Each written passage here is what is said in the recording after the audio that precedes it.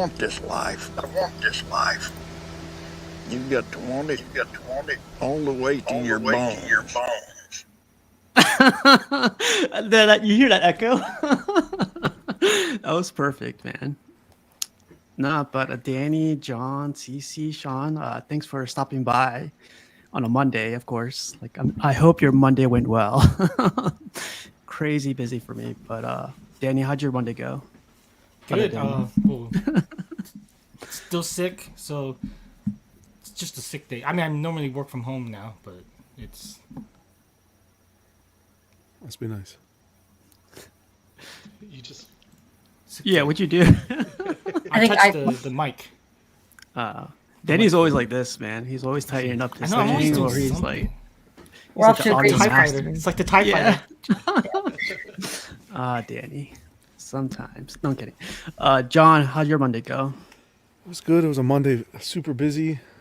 Christmas time's coming, so it's getting really busy. But it's good. Excited to do this. This is excited to see these guys and spend some time with you. And I like this new concept. Guys and lady, sir. Guys. Guys, I'm kidding. Guys is everybody. I'm kidding. Well, thanks for joining, John. CC, how about you? How'd your Monday go? you know, it was actually pretty hectic. Mondays are pretty rough for me because it's a lot of like meetings and catching up from, you know, stuff I inevitably missed over the weekend. Yeah, it was one of those. I was in a meeting that was supposed to be 10 to noon, and I didn't get back to the office till 2, so that was fun. But no, not bad. I mean, I've had worse Mondays. Excited to be here, though. I've never been on your show, so thanks for having me. Oh, definitely. Yeah. I always see you sometimes on the comments, and I was like, what the hell is she doing on the comment? Why did she get in here? You know, like, but yeah, it's nice I know having you too. I'm sorry, what were you saying? I know my place. Whoa. Wow. I don't have to be on every show. Sometimes I could just be in the chat, like, eating how I Cheetos and feel. watching a movie in the background here. Oh, I love doing that too, actually. Like not driving or any of that. So eating Cheetos is great. Sean, man, small talk co-host. Thanks for coming, man. How's your Monday? Yeah, man. A little rough today, but hopeful for tomorrow, and just excited to talk with you guys about collecting. Very interested to see what everyone thinks of your collection and what you think of our collections, you know, because like I said earlier, you guys have everything. Yeah. everything. It's small and compact and everything, but like I'm very interested to see what everyone thinks. But yeah, so I wanted to start off with like intros. So like I asked you guys for a couple pictures, and you guys didn't disappoint. So I'll start off with mine really quick. I collect quarter scale and I collect 1/3 stuff. I don't know if you guys seen these pictures before, but so Wow, I see a 1/6 figure up there. yeah. So I was gonna this is a little shout out to Sean. This is a little shout out to you guys, 6 scale people, and you know, a little toy right there for small talk. You know, so What do you mean, you people? yeah, right. But yeah, man, I collect a little bit of everything, like quarter scale stuff, comics, omnibuses, movies. I think it's safe to say all of us collect a little bit of everything. Yeah, definitely. I mean, we have our expertise in certain things, but yeah, like I think that's very true. It's a lot of Santa hats. Man, I ran out. I gotta get the top shelf done. I like but it. yeah, I like it takes them. a lot They're of cool. work, man. Yeah. Because like some of the hats don't fit, so I gotta cut them. You know, I gotta like Oh, sacrifice and then like stretch them over. But yeah, man. So like, this is my setup. I use garage shelves to hold these guys up. They've been holding them for like a year or two now, and some Besta shelves on the bottom. But so my question to you guys for my setup: do you guys think this is a small room? By the way, this is like 10 by 10 or 10 by 11. It's like a spare bedroom. Do you guys think? Or do you guys have any questions on it by chance, or do you guys? It could be anything. Yeah, Why did I let me pick the know- color? Let me know or when you're whatever. getting rid of that Thanos. Oh god, it's not that kind of show, man. No, those shelves are those are pretty cool. Those must hold a lot of weight.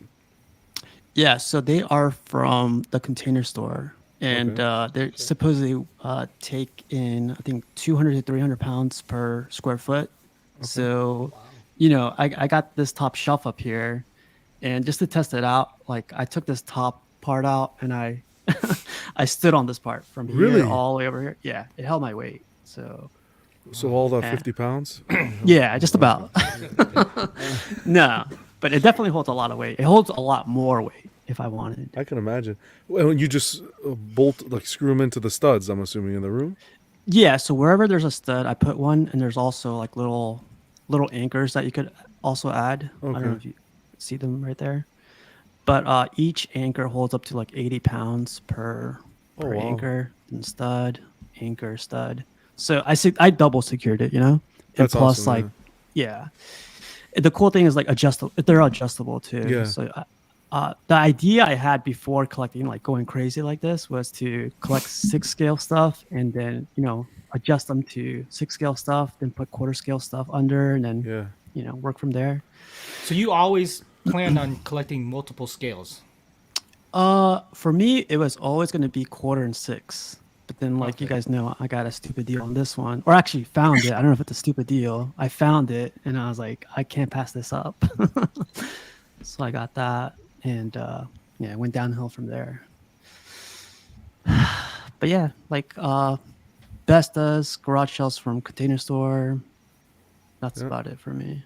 That's an I awesome gotta I do- start. say, Oh, sorry. I go gotta ahead. say something real quick. Like this to me, like this is how I like it so far, right? It's in the corner, take up as much space as you can. But something I really hate about statues, if you guys didn't know this already, is the boxes. I hate the boxes. So you got to keep the boxes in order to like move them, sell them, or whatever. I mean, if you sell the box, you're already down like 30%. Like people are not going to offer you full price, and you can't ship it, right? So I got Best thing keep to the do is keep boxes. them in the box. It's a win-win situation. God. Yeah. So just in case you guys are wondering, like it looks nice here, but the room that has all the boxes, I really hate stepping into that room. So you have a separate room with just boxes? Just boxes, yeah. Bro, Wow. that one should be Marvel, one should be DC. Boxes, whatever. A shed outside. Well, where am I going to put the boxes? Where am I going to put A the boxes? shed outside. You know what you do is you put a nice cover over them and use them as in replacement of the Bestas. Jesus, man. Wow. Well, can I ask you something? So, first, Yeah, I of want to course. say I appreciate that. I'm getting an echo. I don't know if that's me. Um, I like that you were the one to show. I don't know if it's just the Container Store ones, but you could get those strips to cover those holes Oh yeah, you that are saw pretty that? like Yeah. garage. Yeah, I watched that live stream you did. I loved it because it was. I'm always trying to get new ideas on how to display everything I have. Because I feel like that's a big sticking point with me for a lot of garage shelving I see is I think those little holes adjusters kind of like ruin the look for me. So I have seen how people have been able to like add acrylic or cover those up. And I never heard of there being like an actual product that does that for you.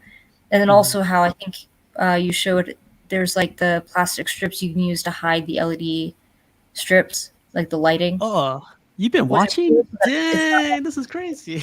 not like blinding you when you're staring at it because that's another thing, especially detox are like the worst whenever like strip lighting. Those are terrible to try to light up.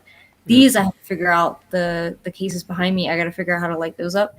But it's funny you mentioned boxes. I don't know why I was thinking about this, but maybe thinking of like the things that we would discuss in the show. But have you ever considered swapping out statues?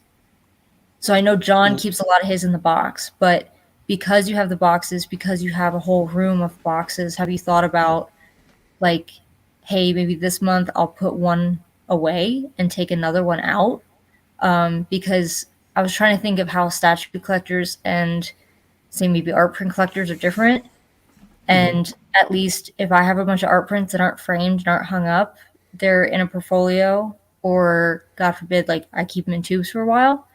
Those are a little easier to store.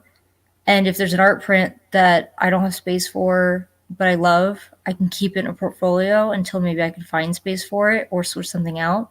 But with statues, that's not so easy. It's not. The boxes are as big as the statue or bigger. You know, they have to be in a styrofoam. They go in an art box and they go to in a brown box.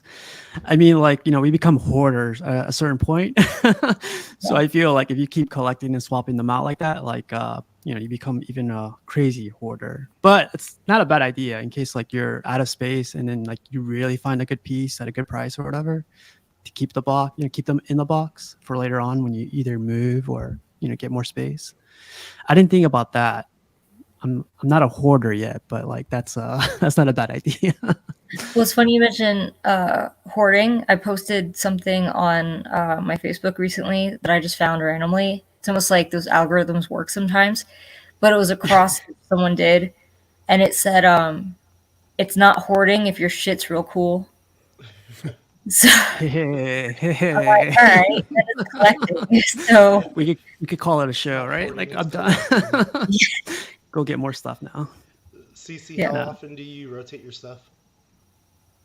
So I haven't, but I have considered. There's a company that makes frames that you anchor in like 4 different spaces, basically like each corner of like a rectangular or obviously rectangular is more common than like a square frame. So you anchor it in 4 points, and the frames, it's like a metal bracket almost on the wall that you could pop out. So it's almost like a metal strip that closes on itself, and then you could pop it out. And they also provide you with like 2 acrylic sheets so that you could slide an art print between the sheets and then put the acrylic back up in the frame and then close up the frame. So I've seen people do that where, and it's been very tempting. They'll have like seasonal art prints.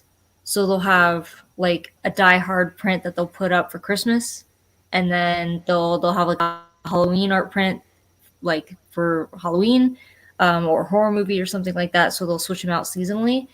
And I've debated doing that with some of the more common art print sizes, like 24 by 36 is it's very common, but it's also very large, and I have a lot of them.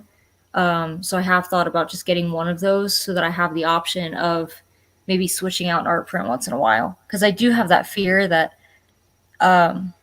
especially when I get gallery walls put together since I moved, that I'm going to have everything on the wall. I'm going to like it, but then something else is going to come out that I'm going to love even more, and then be like, oh crap, what has to come off the wall now? What do I have to sacrifice? But I mean, you guys go through the same thing with statues, where you see something that comes Yeah. off that you love, and you're like, oh crap, okay, which one of you do I not love Yeah. as much as I love Sacrifice. this? Yeah. Yeah. John's going through that right now. He's like jumping to 1/3, and now he's like you're starting to think about it at least, right? Oh yeah. Um, it's tough with space and choosing what to display. But yeah, the 1/3. Once you start getting into 1/3, it's it's tough to look at the smaller stuff. I'll be honest. Um, I've been but told that's true. what did you say? Wow, Wow. wow. All right, that's the kind of show we're on. That's fine. Well, it's actually being honest, where Mike Costa keeps telling me, he kept telling me, like, you should get a 1/3 statue. Don't let that scare you. Because I was like, no, my first ever statue is quarter scale. I'm going to stick with quarter scale. I'm really stubborn. I'm not getting 1/3. But I see Yeah. these amazing 1/3s come out, and I'm like, ugh, because I don't want to go backwards. So this wall right here, just really quick, is the Yeah. same width as this wall over here, and look how much room it already takes Yeah. just having 3 statues. That's crazy. It's crazy. I Like I have don't- 1, 2. fun. Sorry. No. I don't think I get what you're saying, Cece, and that's. Although as nice as 1/3s are, I think it's difficult to say, well, I'm just gonna leave the quarter scale behind and go 1/3, just because of the diversity you get in quarter. You get so much more character representation. I think it'd be cool because they are making some really awesome 1/3s. I think it's cool to sprinkle them into the collection here and there, but to say I'd be completely out of quarter, I don't think so, because there's just so many great pieces in quarter scale. I am debating 1/3 piece. Can I guess? I don't think you'll get it, but go ahead. No? Okay, then if I won't get it, it's probably not this one. Well, go ahead and guess. I'm I curious was gonna now. say the third scale Pattinson Batman, but No, okay. the Prime One Talon. Oh wow. Oh, wow. that's cool. Nice Is that piece. 1/3? I thought it was quarter. No, it's 1/3. It is. Yeah, that's Oh, a nice okay. piece. Dang. Yeah, Yeah. I it's can't believe that very hasn't tempting. sold out yet, too. I know. I think well, now that I say something, it's probably going to sell out. But um, yeah, I'm very stubborn, and I keep trying not to turn into a statue collector. But I think when all is said and done, I'll have like maybe 6 statues in my collection. That's a statue collector, that's for sure. We're the stubborn ones. Like, we get past that, and then we ascend. Is what I call it. I'm kidding. Nah, but yeah. So that's my collection. I want to go through everyone's collection, but like, to be honest, the thing I hate about this whole thing is the boxes. I love the art. I love like the community. I love like, this is my childhood right here. Like these X-Men. Like I used to watch the old school X-Men anime series, and having some representation of them, like it takes me back. But everything else, this is just no, I'm kidding. These are awesome too. But yeah, that's mine. And next is going to be CC's. If you want to go through yours really quick. Yeah, because I certainly didn't send like all these guys me up with photos. I sent like 2 in the beginning, and then I was like, oh shit. So yeah, I moved a few months ago. So this was my old gallery wall that I have not had a chance to put up again yet. But yeah, I think everyone knows that I primarily collect art prints. I'm known as like the art print person. I collect more than that, but my favorite thing to collect is art prints, big and small. So like these ones are on the smaller side. Yeah, I think last I counted, I had over 80. Like I stopped counting 80 because it got a little depressing. But I've been collecting since 2015, I want to say. Those are rookie numbers, CC. You gotta. No, I have no idea. But And I also collect props. Now that I will say, as much as I love art prints, I don't think I display them as well as people I've seen. I'm kind of a maximalist.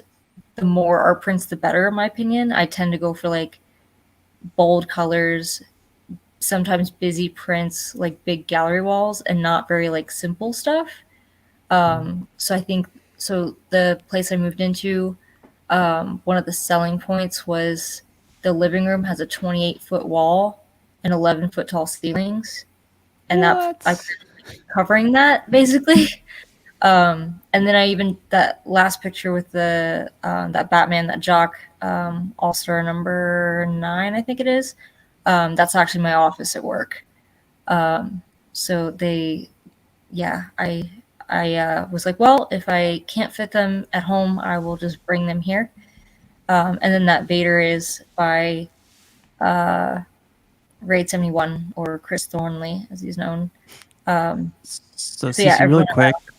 I'm an art For print me, when I used to like do frames, like for art prints or whatever, like frames would have to match always. But I guess you don't care about that, right? Like, no, and so I was also a little impatient because I have this that's a not too large, but it's just a very stark white wall. So when I went to get that one framed, they didn't have the more plain, simple frames I usually use, and I said, "Fuck it, I don't care." And actually, I think for my office, I'm gonna probably aim for every frame being slightly different, so that it seems a little more intentional and a little more eclectic. But yeah, at home, every single one of my prints is in the same frame or a similar frame.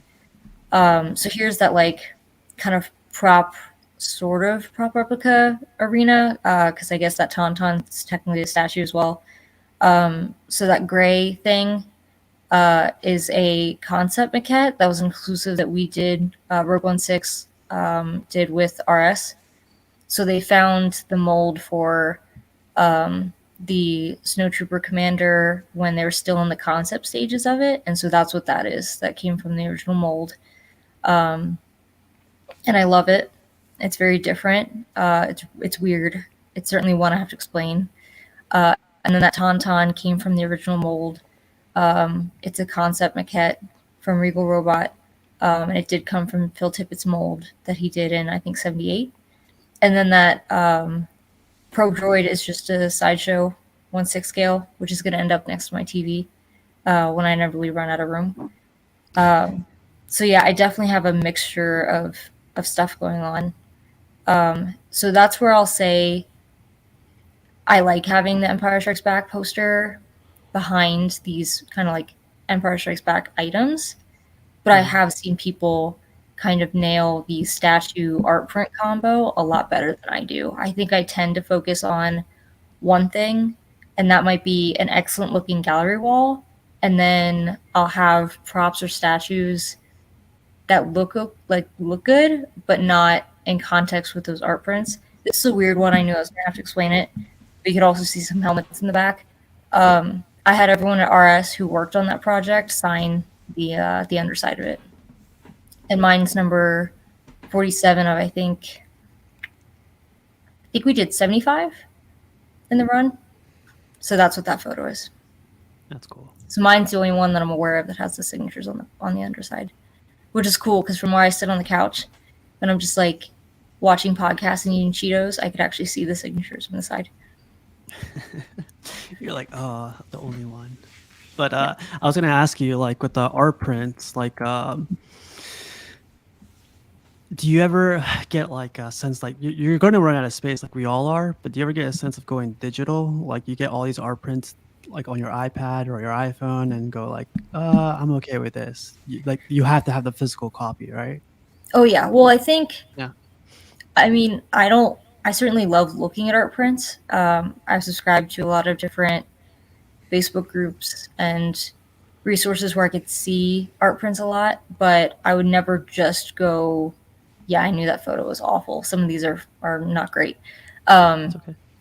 I would never go to a strictly digital medium. I would never have like a frame TV with some of these like rolling in the background. I feel like in order to respect the art, you should probably have the art like displayed in your home. I think it's a little more personal too, to know that I could just walk around and almost have like my own museum. And I think everyone's kind of striving for their collection to be their own version of a museum, whether it's like capturing things that you appreciate when you're a kid, or like just me wanting to be surrounded by the things I love.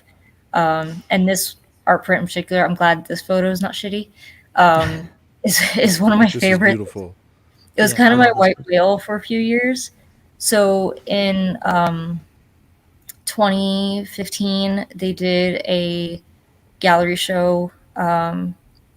It was called Force for Change, and I think 100% of the proceeds went to UNICEF. So it was a like collaboration between Lucasfilm, Disney, and UNICEF. And they also had a lot of the items on eBay. So they had a gallery show at Gallery, I think 88 in Los Angeles, and then a lot of those pieces also were on eBay for you to bid on. They also included art prints. This was the one fucking print that they only sold in stores at the gallery for the show, and they were rushed to the gallery so fast they actually didn't number them, but they believe that there was 100 or less that actually ended up in people's hands. But the artist is Mark Englert. I talk a lot about Matt Ferguson as one of my favorite artists, but Mark Englert's up there. But this was one, when I got it in hands, it was great to see the details on Luke because no one had taken really close-up photos of it.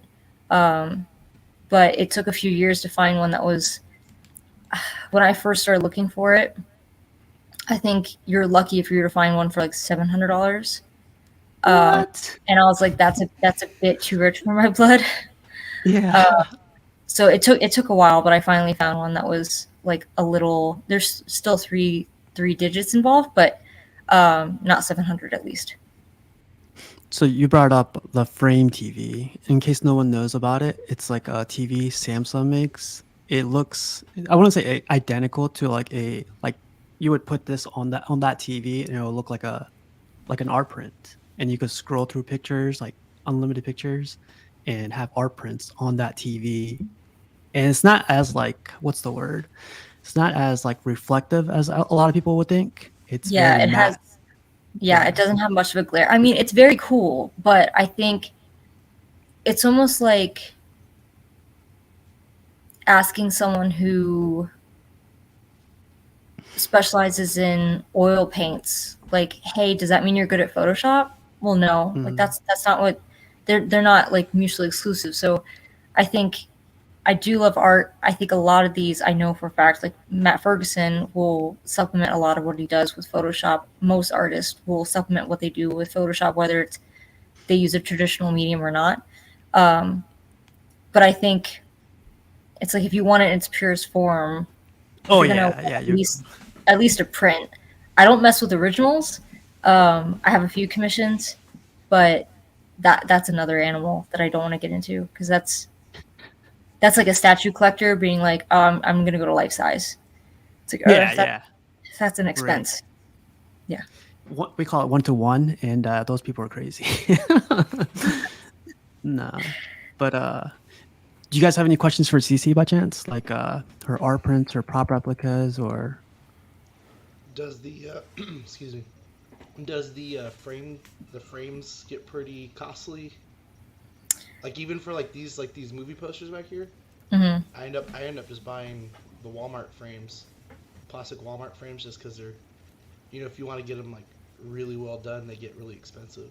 Yeah. So, and that's a great question because I get it a lot. I don't get a lot of stuff custom framed. So, I think Michaels would do it. Hobby Lobby is where I go typically, even though I don't agree with a lot of the company's principles. Unfortunately, they have good prices.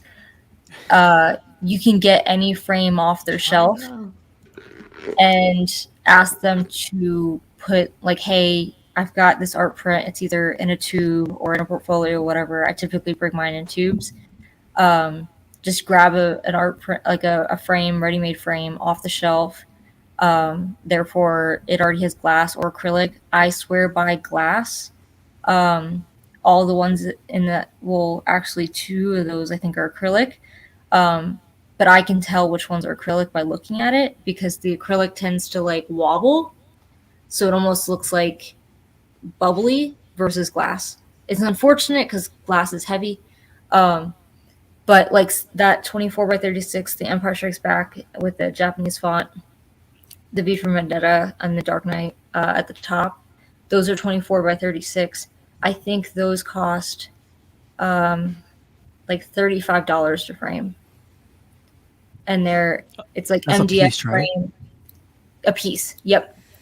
So like Okay. I think an MDF or wood frame glass, but it's basic glass. It's not like UV museum glass. I have it's behind me, but I have an 18 by 24 Matt Ferguson art print that I had custom framed. I opted for the spacers, which are basically little like plastic things that they put between the glass or acrylic and the art print so that the paper doesn't touch the glass. So if you live in a place that's really humid, that's a possibility. And if it is humid, you certainly don't want the paper to get in touch with the glass and any moisture to cause that because it could be like the paper's permanently stuck to the glass and you end up having to like rip it to get it out. I opted for spacers just from like an archival standpoint because sometimes wood, like the acid in the materials, if they're not using archival materials, could affect the art print. I think they did use archival materials to frame it, but I was paranoid. And it's my favorite art print, and I think mine's like 1 out of 25 because it was a signed artist proof.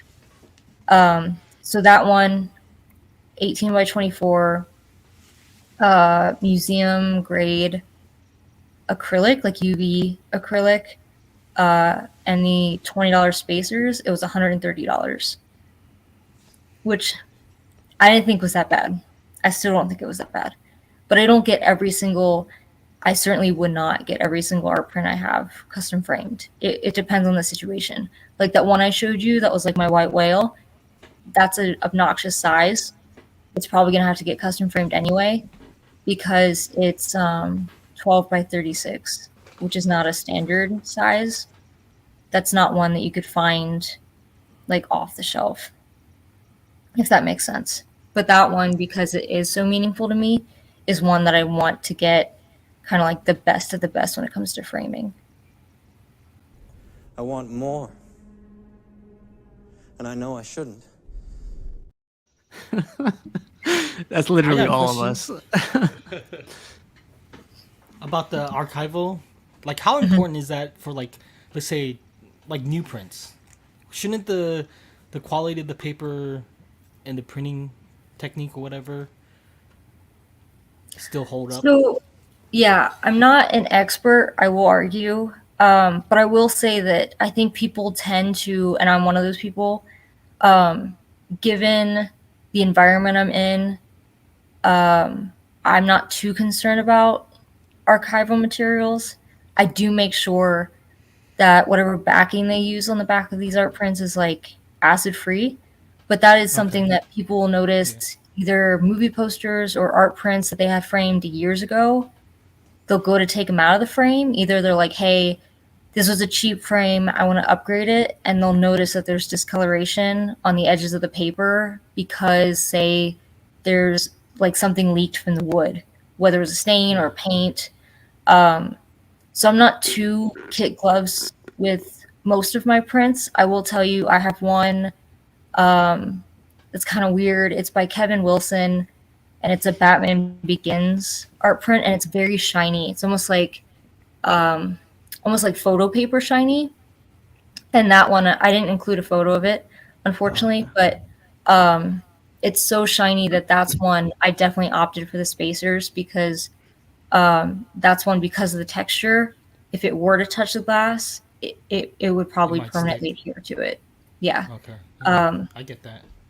but if it's something that's like near and dear to you, if it's signed, if it's original, I would certainly just ask a lot of questions when you go to take it in to get framed. Say, hey, this is, and they're used to it. Like, hey, this is rare, or this is very sentimental to me. Um, can you make sure that the material, like, what kind of materials can you use that are acid free? What experience do you have with? I know Steve in Rogue One Six has done a lot of research into how to like do zone framing and make sure that it's set to last for a long time. I haven't bothered with that yet, but if I delve into originals, God help me if I do. That's certainly something I'm going to do more research in. Yeah. No, I see that with the comics kind of like definitely I know like I need to get like Mylars and all the archival stuff for like newsprint. But like the more modern comics, the paper quality is so well done that it shouldn't bother. Like the plastic is fine. So I was wondering how it works for the prints if it's the same. Yeah, I think the paper, I mean, I think all of my art prints are essentially on the same paper, but I do have a few that are kind of like a little on the weird side, not standard. I have some that are printed on some kind of Japanese paper. I've been told that it depends on the medium. Sometimes those are kind of hard to frame. So maybe that might Okay. be a little difficult because the texture is different. But yeah, I think your standard screen print should be fine in this day and age. But again, if you're concerned that years from now you're going to want to reframe it and you don't want to be the one to see damage somewhere Yeah. that wasn't visible before. I think it's like the same with all our collections. Like there's different levels to the quality. So Yeah. like you gotta ask those Definitely. certain questions to certain, I guess people because there's this framing, there's like the encasing, there's like the storage. So Mhm. with statues, it's more like people are worried about, it's all made out of what's the material, Danny? It's Polystone? I know Accent polystone. was Yeah. cold cast resin. Yeah, there's resin, there's polystone, but like if it breaks, is there someone out there that fixes these? Like, of course there is. They call them the doctor, and there's another person that does it. But people are like, these are questions people don't ask all the time. They figure like they broke it, so they gotta throw it away, or they figure they gotta sell it for like $20 or 90% off. But like, I don't know. It's interesting. Like you guys also have that type, like same type of like, you know, Well, I guess roadblocks and stuff. and I think with me and framing, I don't think you have to go with like the Lamborghini of framing for everything to look absolutely great. But I will say it hurts my heart when I see something like this in like an acrylic plastic frame that they got from Amazon for like $10. It's like, come on now, you wouldn't put a $1,300 polystone statue on top of like a cardboard box that's held together We were with just tape. talking about. You know what I We were mean? just Like, talking about that. John does that. Yeah. Wow, you're savage. You know, I don't do that. Not I mean, yet. if you have to, but not, You have not to, for you so know. long. You yeah. get 2 boxes the same height. You put a plank of wood over it, and you're set. Oh, you see, at you least Honestly, have they mentioned do the hold plank of up. wood earlier. to put like a tablecloth over it so that you can't tell it's a box. Exactly. That's the real trick. Precisely. But But Cece, thanks for showing these. Like, it's Yeah. definitely interesting to like. I'm sure there's a lot more, but we'll get to a couple more questions. But I'm gonna let who's next? Danny Yeah, Lee it's with quite the his. TED Talk. Oh, Thank you yeah. for listening. So I'm, No, you're I'm good. I guess I'm more. I was always a comic collector first, and then I branched into like graded comics. So this is just like Jeez. I can't show my whole collection because most of it's all just in boxes, and that's just boring. So I Well, kind the of just best spread part out about like these pictures, Danny, is like if anyone comes over, we know what to look for now. So I'm Oh, sorry to jeez. interrupt you, but I thought you were gonna say the shag carpet. Yeah, baby. Yeah. Hey, I've been sick, man. I haven't had a chance to get back here for a while. But yeah, like it's just like certain focuses that I do for the graded. Like you can't get everything because most of my comics are in the raw condition or the loose, like how you would buy them off the racks. yeah. But like for graded, I have to do like a certain focus. So most of them, like some of the main ones are. Like I pick characters I like, so I'll focus on like their key comics from them, like their first appearances or what they've done, and covers, and then some are just a complete runs. Like I do like I did an X-Men run, all 9.8 of Jim Lee's interior art for his Uncanny run, which are these, and then once I finished that, then I was like, oh okay, let me now work on his cover. So now I'm working on all the cover art he's done on Uncanny also to add on to that. So like you can just find a bunch of projects, I mean, or focuses that you can focus on, and just go crazy. And like these are keys. Like this one I just recently got, and I've been looking for a long time. Was for the Jonah Hex first appearance. I That finally was a hard book to saw find them. for a long time. Yeah, like in the grade I wanted, like a lot of you can find them, but the grades are just too crazy high. Like the prices have inflated a lot in the last like 2 years. So to finally finding a great, price I was very happy. Oh, you got your All-Star Western?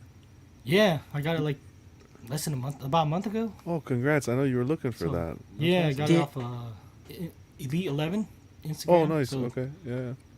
Danny, does it make you like more like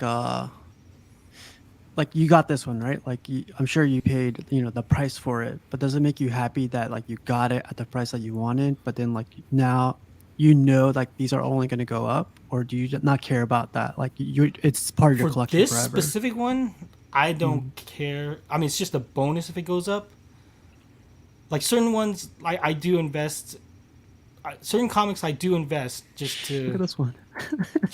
for it to go up, just so I can sell it to put it into something bigger that I would want. But like the All-Star Western, like Jonah Hex is one of my favorite characters, so just to have it in an 8 point, because I always wanted a very fine or higher, and 8.0 is just right at that very fine range. So I was just okay, I'm gonna get this. But then the only thing is now it's kind of like the CBCS case, so I'm probably gonna go through CGC and reholder it, and hopefully it doesn't get a great hit. So just in case no one knows what CBCS is, it's like another grading company. Yeah, Yeah. I think they're just as equal, like the quality, like the grading ability with CGC. But unfortunately, the way things work, CGC just happens to be like the like the Nike. You know how Yeah. like Nike is the most well-known and probably the most popular sports apparel? Like CBCS is like, I would say like Adidas. Like everyone would rather wear Nike over Adidas, I guess, in general. The good thing though with like CBCS is they'll authenticate signatures that have already been done, whereas Yeah. CGC you have to have one of their witnessers with you at the time. So I think that's where CBCS is kind of growing, you know, because if you have something that you really wanted to get graded, you can get that now. Yeah. The only thing is, most of my collection is CGC, and I do have like for collecting standpoint, I like all my stuff to match, and CBCS's labels are just different. Like even CGC changes, like their old labels. So I want to reholder a lot of my older labels too. From CGC. I'm too OCD for that. That would bother the crap out of me. I think it's I mean, bothering that's just gonna Danny to be where. It's gonna be a slow process. It's not something you can. I mean, I could do overnight, but like I would definitely look to reholder this or resubmit it through CGC, because it just happens to be CGC also commands a higher price. There's like, I mean, you look through eBay, it's almost like anywhere from 10 to 20% difference between a CGC sale and a CBCS sale. Yeah. Yep. Danny, whenever I go to Comic Cons, like I see CBCS and I turn right away, right? But when I see like a cover I really like in CBCS, I'm like, man, I could like reholster it, get CGC, but I don't know if it's worth the trouble, but geez, man, like the It's like prices are 50. I think it's $50. No, it's not. You have to. No, that's just a reholder. But for CGC within CGC, but if you have to cross brands, like go from CBCS to CGC, you have to crack it, and I would repress it, because you press comics just to make sure it's at its best condition it can be before they grade it. So yeah. I would go through all that process. This book will probably cost, I think, $80 to go through CGC. It's not that bad. I mean, it's already. I mean, it's like a $400 to $500 book depending the day. I mean, like the prices go up. See, that was my price was like I didn't want to pay more than $400, and I know this book. A lot of the eBay they do buy it nows for like $800 to $900, and I was like, okay, that's just too high. So I'm just gonna wait for auctions, and when Instagram has a better price, because Instagram always has better prices if you want to buy comics also. It's the only thing is you don't have the trust factor as eBay, the guarantee. But there's sites like Elite 11 on Instagram. They're probably the most well known like comic sellers on Instagram. The biggest family, I would say. So you can trust them. They give money back guarantees that the seller would send their items to you. But here's another one of my favorite characters is Guy Gardner. So you just get like obscure, like I don't like everyone always goes for like Superman or Batman as your, but you can't. I mean, how are you gonna get the first appearances unless you're like oil chic from Whoa. Dubai or something. You know what I mean? Like all those guys have amazing collections. If you look on YouTube, they have those crazy collections. Yeah, they gotta hide the money somewhere.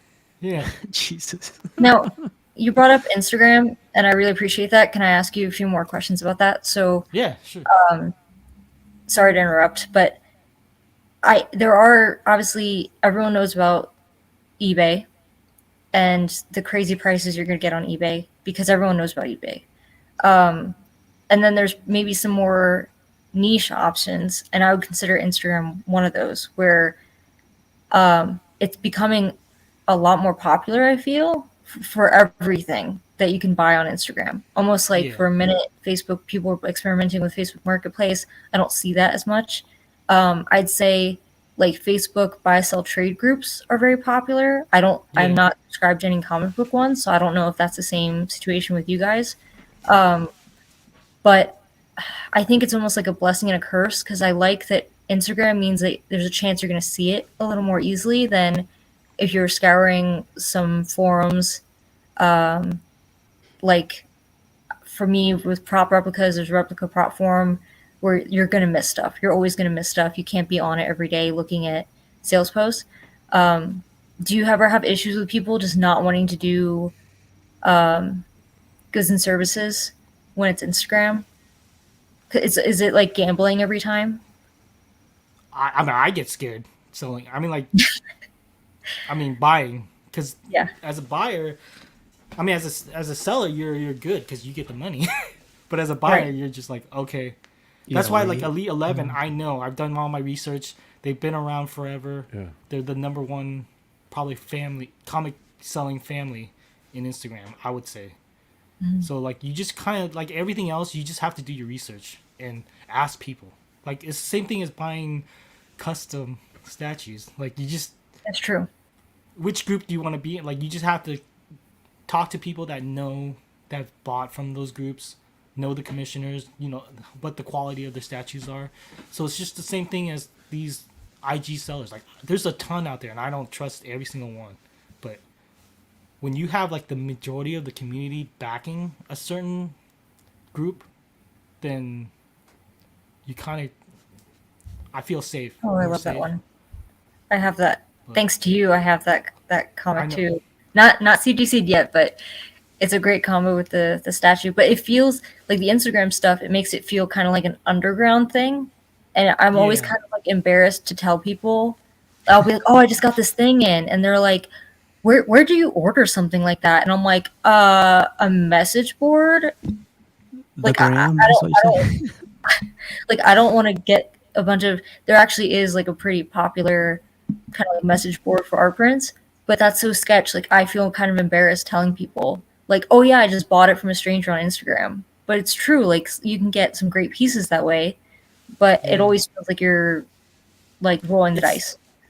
It is a gamble because eBay is the safest, but you're also The going to pay the price charges, because there's like yeah. 3% here, Right. 3% there. Like everybody has their hand out, you know. Like if you're gonna buy, like eBay wants their money, then PayPal wants their taste. You know what I mean? So, but it's the safest and it's got the biggest global eyes looking down for any collectible, I guess.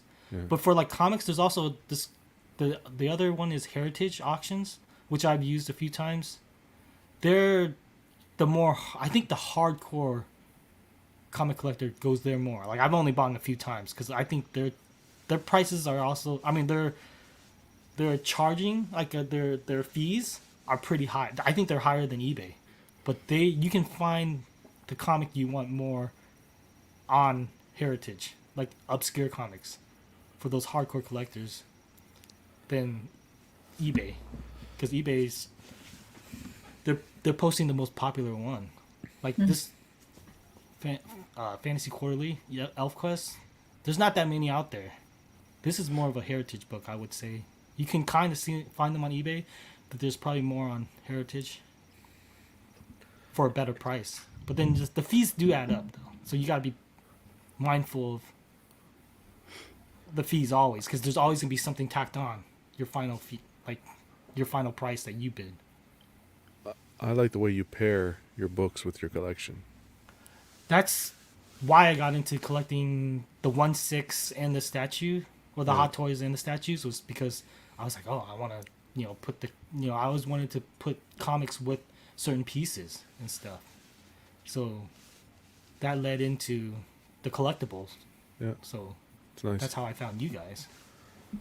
But it all started from comics, I would say, is my original collection was always comics, which spawned to graded comics, I guess.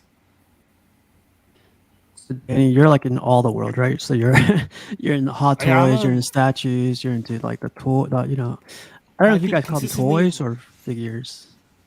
Is Wow. it figures or toys? The 1/6 figures, I'm kind of almost Figures. a foot out. I got like 1 foot out, pretty much. I mean, if they make more like Star Wars stuff, like original trilogy, Troopers only, then I'll jump back in. But for now, I think it's just comics and statues is the main two quarter scale statues and 1/5. Well, Danny, you got me into comics, and I think last I counted, I had 10 CGCs. I know. Thanks, bro. Yeah. No, I got a lot of people in the comics that want. I guess I know, This it's whole like- wall full of post- comics. Yeah. a lot of That's people how got it into starts. it. I mean, it's fun. I think it's a cool thing to get into. It can be expensive, but it can also not be. Like if you don't have to get graded. You don't, that's something I choose to do. Certain people do, but you can just you can display the comics on their own. I have plenty of comics that I display raw. So there's no shame Well, in it's that 'cause- also. We talked about it because I got your advice on things, and now people have been asking me for advice, and that feels totally weird because I'm like, I don't know what the hell I'm talking about. Yeah, me too. But with like so there's the cases, like there's like I think Crafty Comics makes them. The Comic Gator. skins. If you get comic Okay. skins, I just found a new comic skins. You can actually make it look somewhat close to CGC. Like you can grade it yourself. If you just want that number and the information, you can tell the company comicskins.com what grade you think your comic is at, and all Oh, the interesting. information, and they'll print out the whatever color you want. They'll do it, and it looks very similar to CGC. So if you just want that presentation, you can do that. But it's just no one in the rightful mind should buy that from you because you're not a certified, grading company. So I guess when you sell, if you do sell it, just make sure you say, "Hey, I made this on my own. It's my own grade." Well, I guess that's good if you, because obviously I think it's like anything. Like I might buy a lot of art prints. It might take a while for me to frame them because that's another cost involved. So you might Yeah. buy a lot of raw comics, but it might take a while before you'd actually get them graded and get them back. Because again, there's a Yeah, cost it's involved. expensive. Yeah, it's an expensive process. So if It you want to adds up. do that in between so that you have the look while you're still waiting to grade them. Now, speaking of look, and I think we've had this conversation before, just not on a podcast, but so the way I collect comics is not that I have many of them, like I'm going to act like an expert, but I think it's also because I come from that like art collector mentality. I just collect what looks cool. I don't care if they're a key. I don't care if I know the story. It does bother me if it's like a killer Vader cover and it's like Bounty Hunters #2 and I'm like, what the hell? Like I didn't even know Vader was in that. I don't think Vader's even in that. Like I'd rather the cover be relevant to the story that the actual comic is.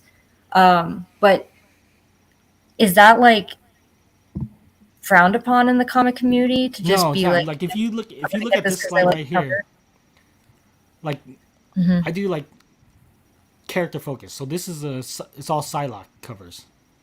So if you look right under or in that second row from the top to the left, it says Oh, Peter Parker Spider-Man.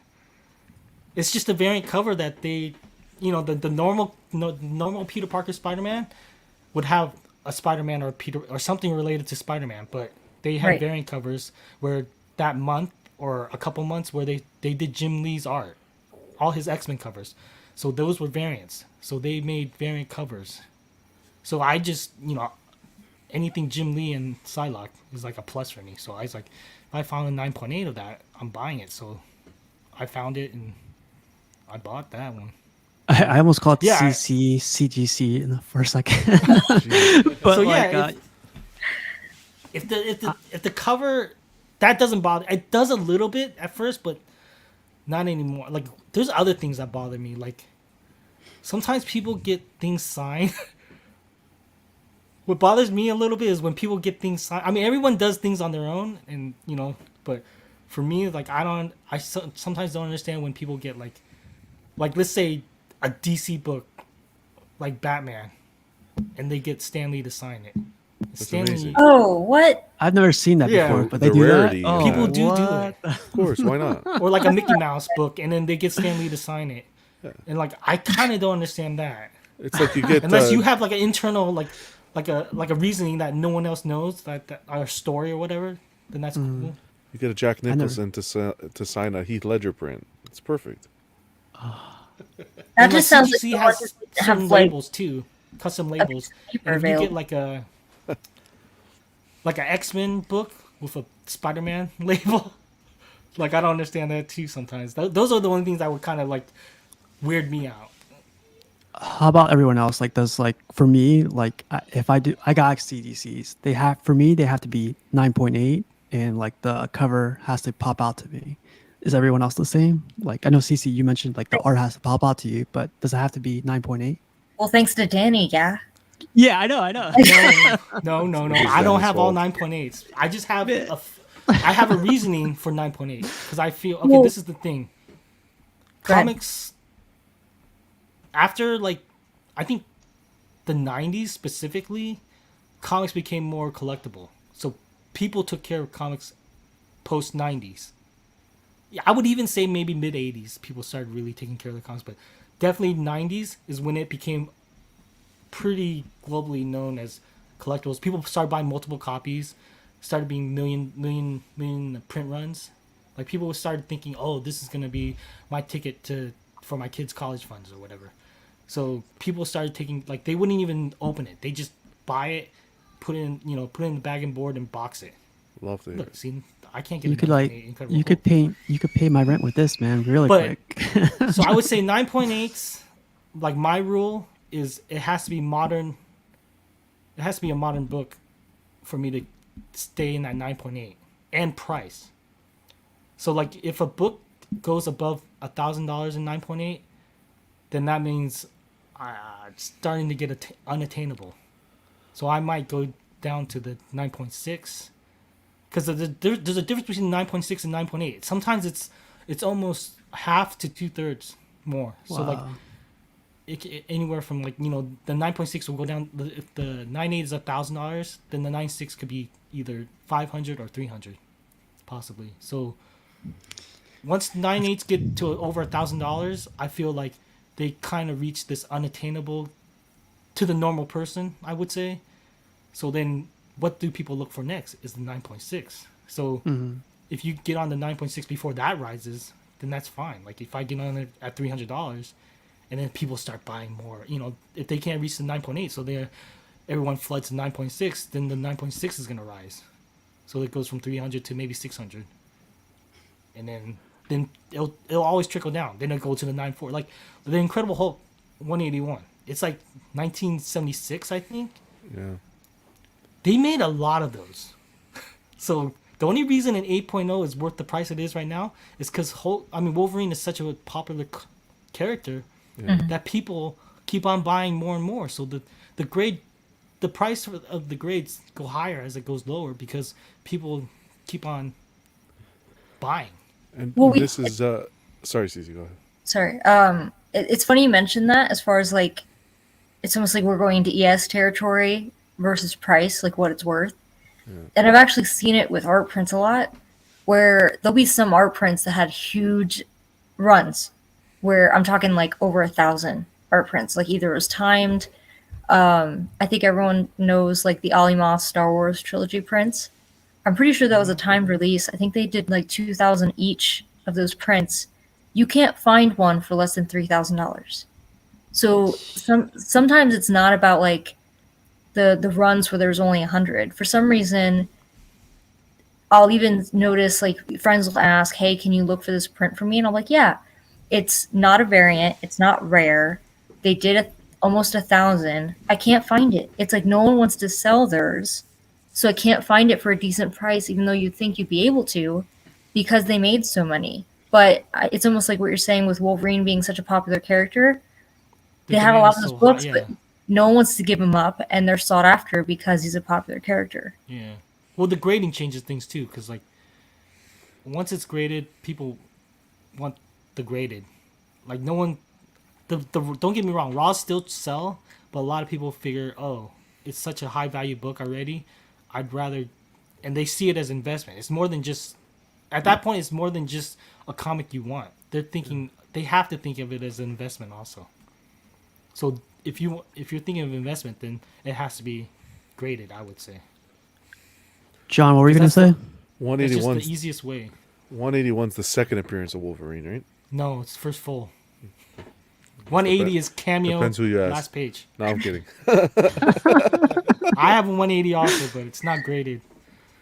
So I got them both covered. No, that's awesome. I love that. I love the way you display it with the Wolverine. I think that's perfection. Yeah. Now, I mean, it's not permanent there, but it's nice to have. Like you could post them and everything. But yeah. yeah. Do you set a goal for yourself where you say, well, I have an 8.0, maybe someday I can upgrade it to a 9, or even with your All-Star Western, are you satisfied with an 8, or is your end goal to get a higher grade at some point? Of course, but like it goes to the grading stuff. Like okay, like you guys are asking about the 9.8s. No, I don't get everything 9.8. Modern and up. Yes, 9.8. Because I feel like that's when people started collecting. It starts when people started taking care of the comics. So there should, it has to be that you have to have that. For me, I have to have that high strict one. You know, it has to be 9.8 or higher because at that point it's like, what's the point? Unless it goes above $1,000, a 9.8, then you can start trickling down. But, Two-part so quick- like, okay, that's modern. Yeah. So then I go down to copper. I think copper it should be 9.4, still near mint. And then like very no, not very fine. Like Bronze Age. Yeah. I think it should be very fine or higher, which is 8.0, which is this age in the Jonah Hex. So I always buy within what I feel the range of that age, my comfortable, like what I prefer. Yeah. Because anybody can buy like a 3.0 or 5.0, but I kind of want to have some sort of focus or some sort of, I don't know how to say it, criteria, I guess. Mm-hmm. Like I just don't want to get any grade. Yeah. Like I want to maintain some sort of order, I guess, in my crazy brain. If I can ask just like a two-part quick question. Yes. First, if you had to grab one book from your collection, that's the only one you can grab, which one would it be? And do you have one specific book you're working towards right now? Okay. The one book that I grab, of course, it's going to be the highest one in the house right now, and that's going to be that 181, I think. Okay. But like you were asking earlier, I did go above one because this is actually my first wall book. Like my aunt bought it for me back when I was like, when I was in 5th grade or 6th grade. Wow. I just remember my aunt for my birthday. It was like, I'm gonna buy you a comic book, like whatever you want, like as long as it's under $100.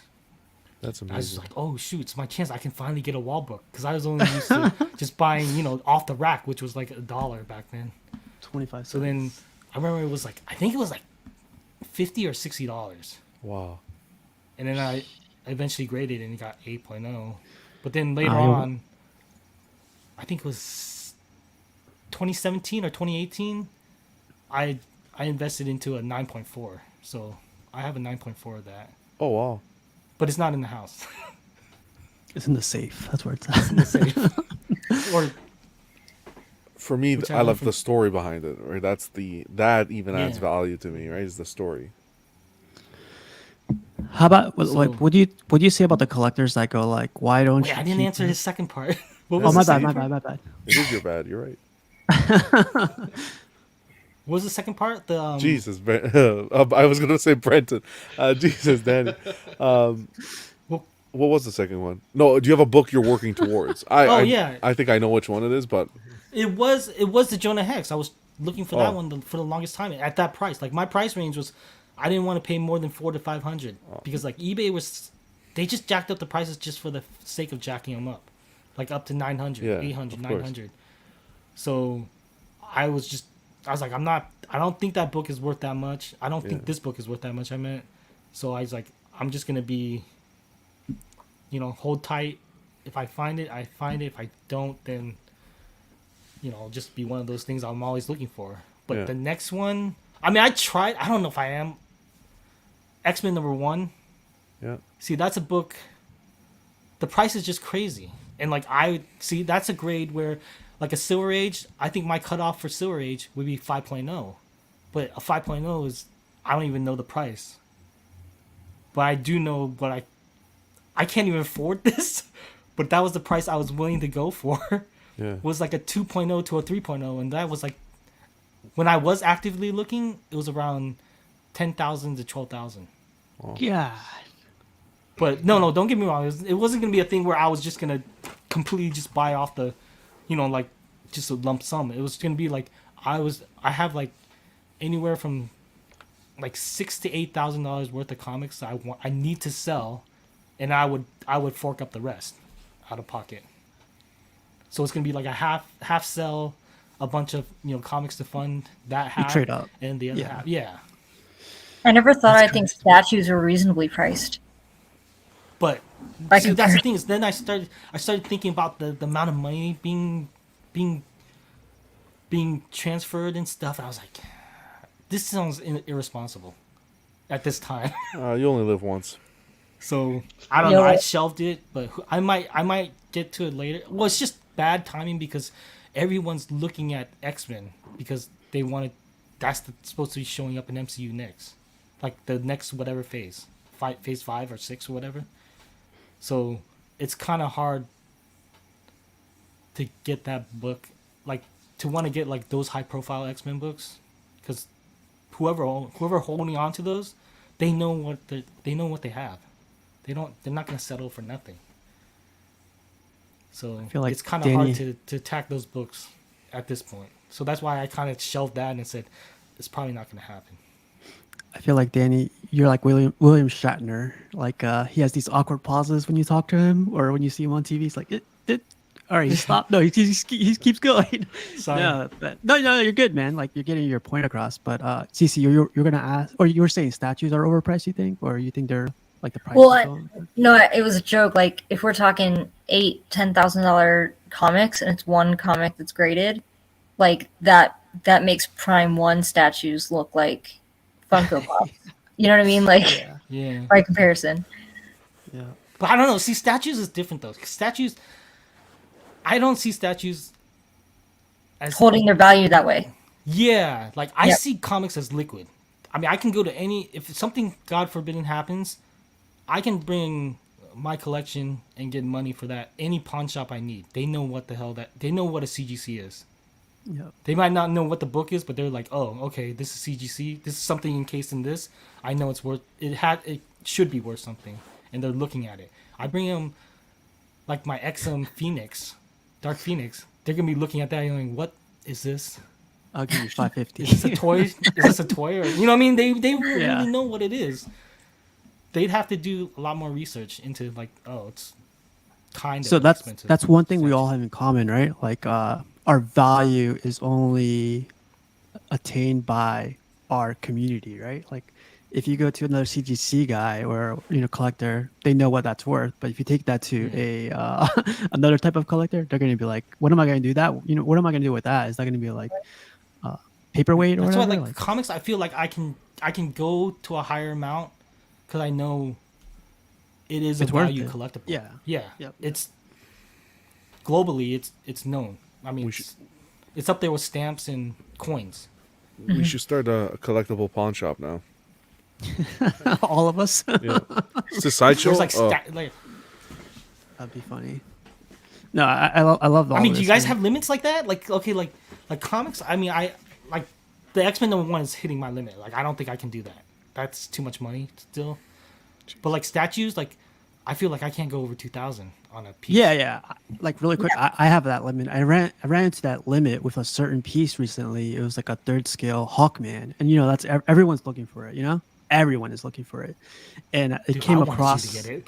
I know, but like the price, like for me, I think you have to learn. I learned how to walk away from a price that's like Yeah. it's. I mean, I could buy it and everything, but if I buy at that price, I'm just gonna hate myself later on. Like I'm just gonna be like, man, I paid this much for it, and I should have just waited. But I don't know how it is for Sean and CC and John. It depends on what it is, You'll It sit here depends. and admit it, like I do a little bit of all of it, But I think at least in the comics, my grail is the Tales of Suspense 39, the first Iron Man. That and a first Groot, which is I think it's Astonishing Tales. I always get it mixed up. It's either Astonishing Tales or Tales to Astonish 13.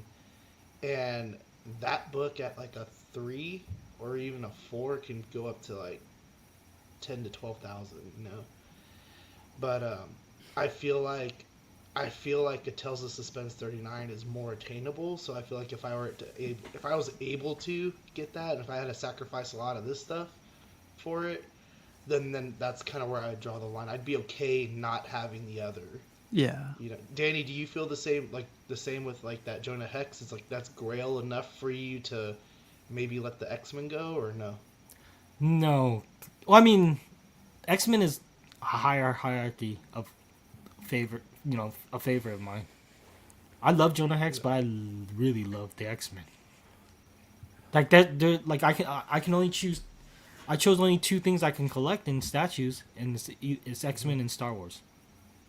So those are like my top two IPs, I guess, that I like. I hold the highest, I guess. Yeah. But I mean, X-Men, it's just, geez, even selling 8,000 worth of comics, but then coming up with 5,000 more, just feels. Still have to do that. Yeah. Yeah. Yeah, to be And like, it's yeah, one of those things that where all the planets and moons have to align for it to happen too. Like you have to be able to sell all your books at the same time to make it happen. You have to line up the right buyer or seller. like to me this is crazy. Like this is like if I have the same, I've got two of the same statues, but there's variants. Like, Oh, see, You- this you- is first yeah. and second print. So Yeah. that's the other thing is you can even go into like these little subcategories. Like I went, so I filled out my Uncanny X-Men Jim Lee interior run. So I went, okay, let me get the second prints. So I grabbed the second print. Then now I'm working on covers to add on to this 9/8, and then once I finish that, then I can go to newsstands.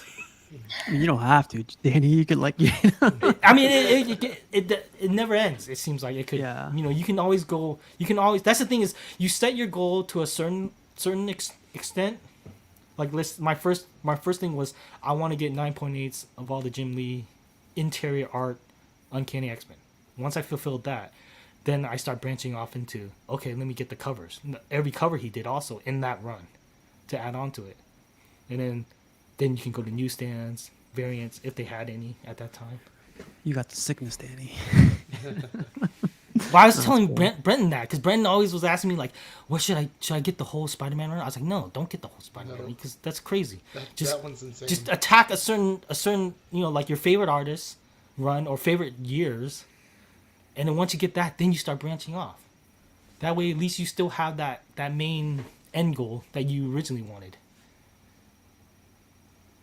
And our prints are like that too a little bit as far as like, and Danny, we've talked about this as far as variants go, where I have 4 art prints where it's technically like 2 art prints, but then 2 are variants of the other 2 art prints, if that makes sense. Where it's like I couldn't decide on what Yeah. version I liked the most, so I was like, fuck it, I'll buy both and I'll just put them in different rooms.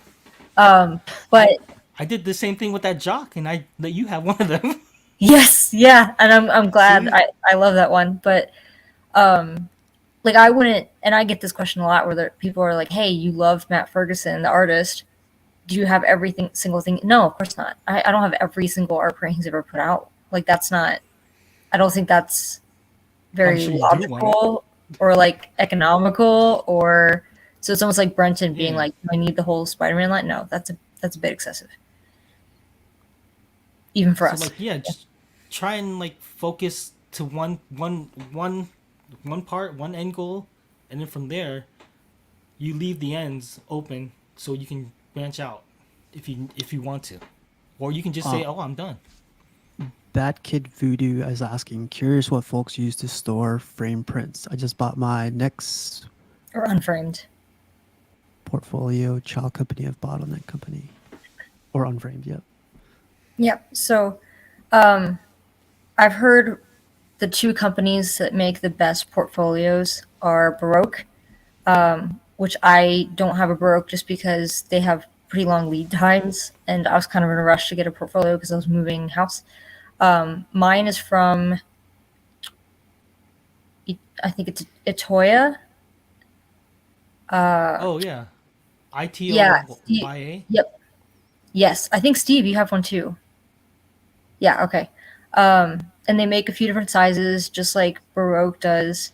The other option that a lot of people, unless you're like you really drank the Kool-Aid with art prints, like I don't even have one, but is a flat file. So it's almost like a skinny drawered filing cabinet where you just open up these drawers and you can store art prints flat. And I've seen people convert them into coffee tables, which is kind of cool, where they'll put like the top will be glass so you could look into it and see what art print is in the flat file. But those just take up, it's a lot of like floor space, if that makes sense. The footprint's Yeah. large on A that. lot of real estate. Yeah. Yeah, versus a portfolio. Most people slide it under a bed. Just be careful that you don't have like shoe boxes or anything that are going to push against it and like curve the portfolio and therefore curve all your art prints. Mine's under a couch. So you're saying to lay it flat because I have mine standing right now. And I think you've asked, I think we talked about that. I can't remember. So most portfolios have a handle on the top for carrying in temporary circumstances. So if you're like transporting them to get them framed or something like that, but that handle is not designed to support like, or the binding of that portfolio. So I've heard is not necessarily designed to support those art prints, the weight of them, for like extended periods of time. So I wouldn't like put a command strip on the wall and just like hang your portfolio that way. I've always been told that you should keep it flat in case, God forbid, like what if it were to fall? Like either it starts sliding, like you got against a wall between something that starts sliding, then the prints are going to curve. So I'd recommend trying to find like a flat spot, like I said, under a couch, a bed, something like that to keep it flat. Cool. Well, Danny, thanks for sharing these. And now we're gonna go to Johnny Boy. We go from like greatness to no, I'm kidding. This is like way back. Yeah. Yeah, I thought I'd I share. actually remember these days. Yeah, I thought I'd share some photos from like we're talking about 2013. So this was a long time ago. But yeah, I started with some comics. Dad used to collect, got me into it. And then I had a local comic book shop here called the Silver Snail, and that changed everything. They had so many statues. They had Bowens, whatever you can think of. Bowens, they had the Lord of the Rings, everything. Weta. And then Sideshow came along. I came across Sideshow. And at the time, there was nothing. It was Sideshow or Bowen. That was all you collected if you wanted statues. And then I got my first statue, which was, I think I sent the photo. One of the photos was that Mary Jane. Oh, yeah. Yeah, the one on the left for the Adam Hughes Mary Jane. And it was just downhill from there.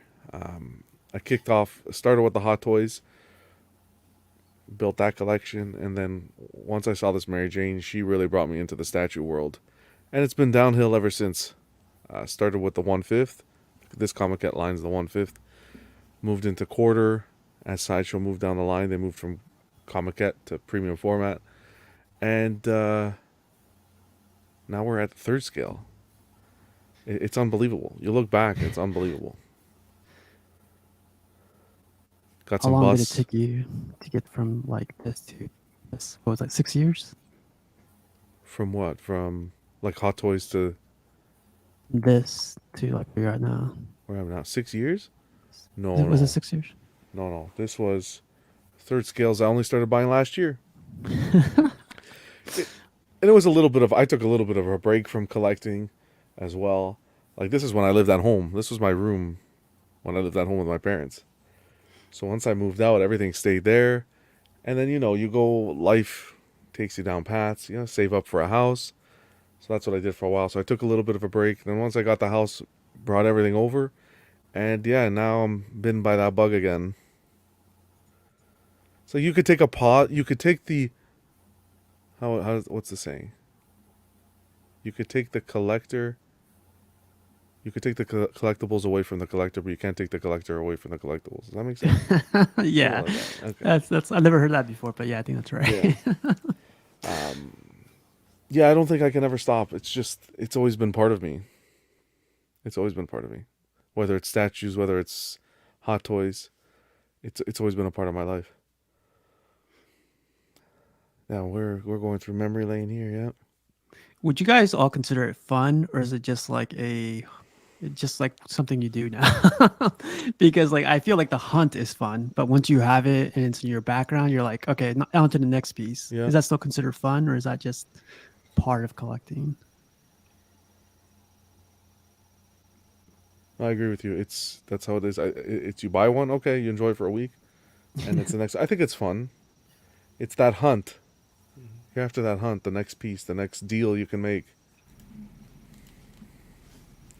Well, I think So I get that, of course, especially when it's something you've been looking for a while or it's pretty limited. But I also feel kind of like invigorated whenever I think too, seeing your collection all the time, you kind of get desensitized to how special some of the things you have are. Yeah.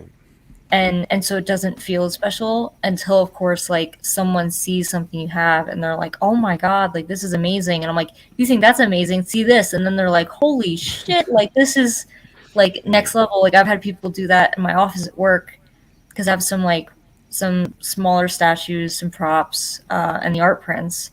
And inevitably I'll be like, well, have I not shown you all my Star Wars stuff? Because I have a lot of Batman stuff in my office, not as much Star Wars. And then I show them the helmets and the statues, and they're like, what the hell? Like, you've got like a museum at home.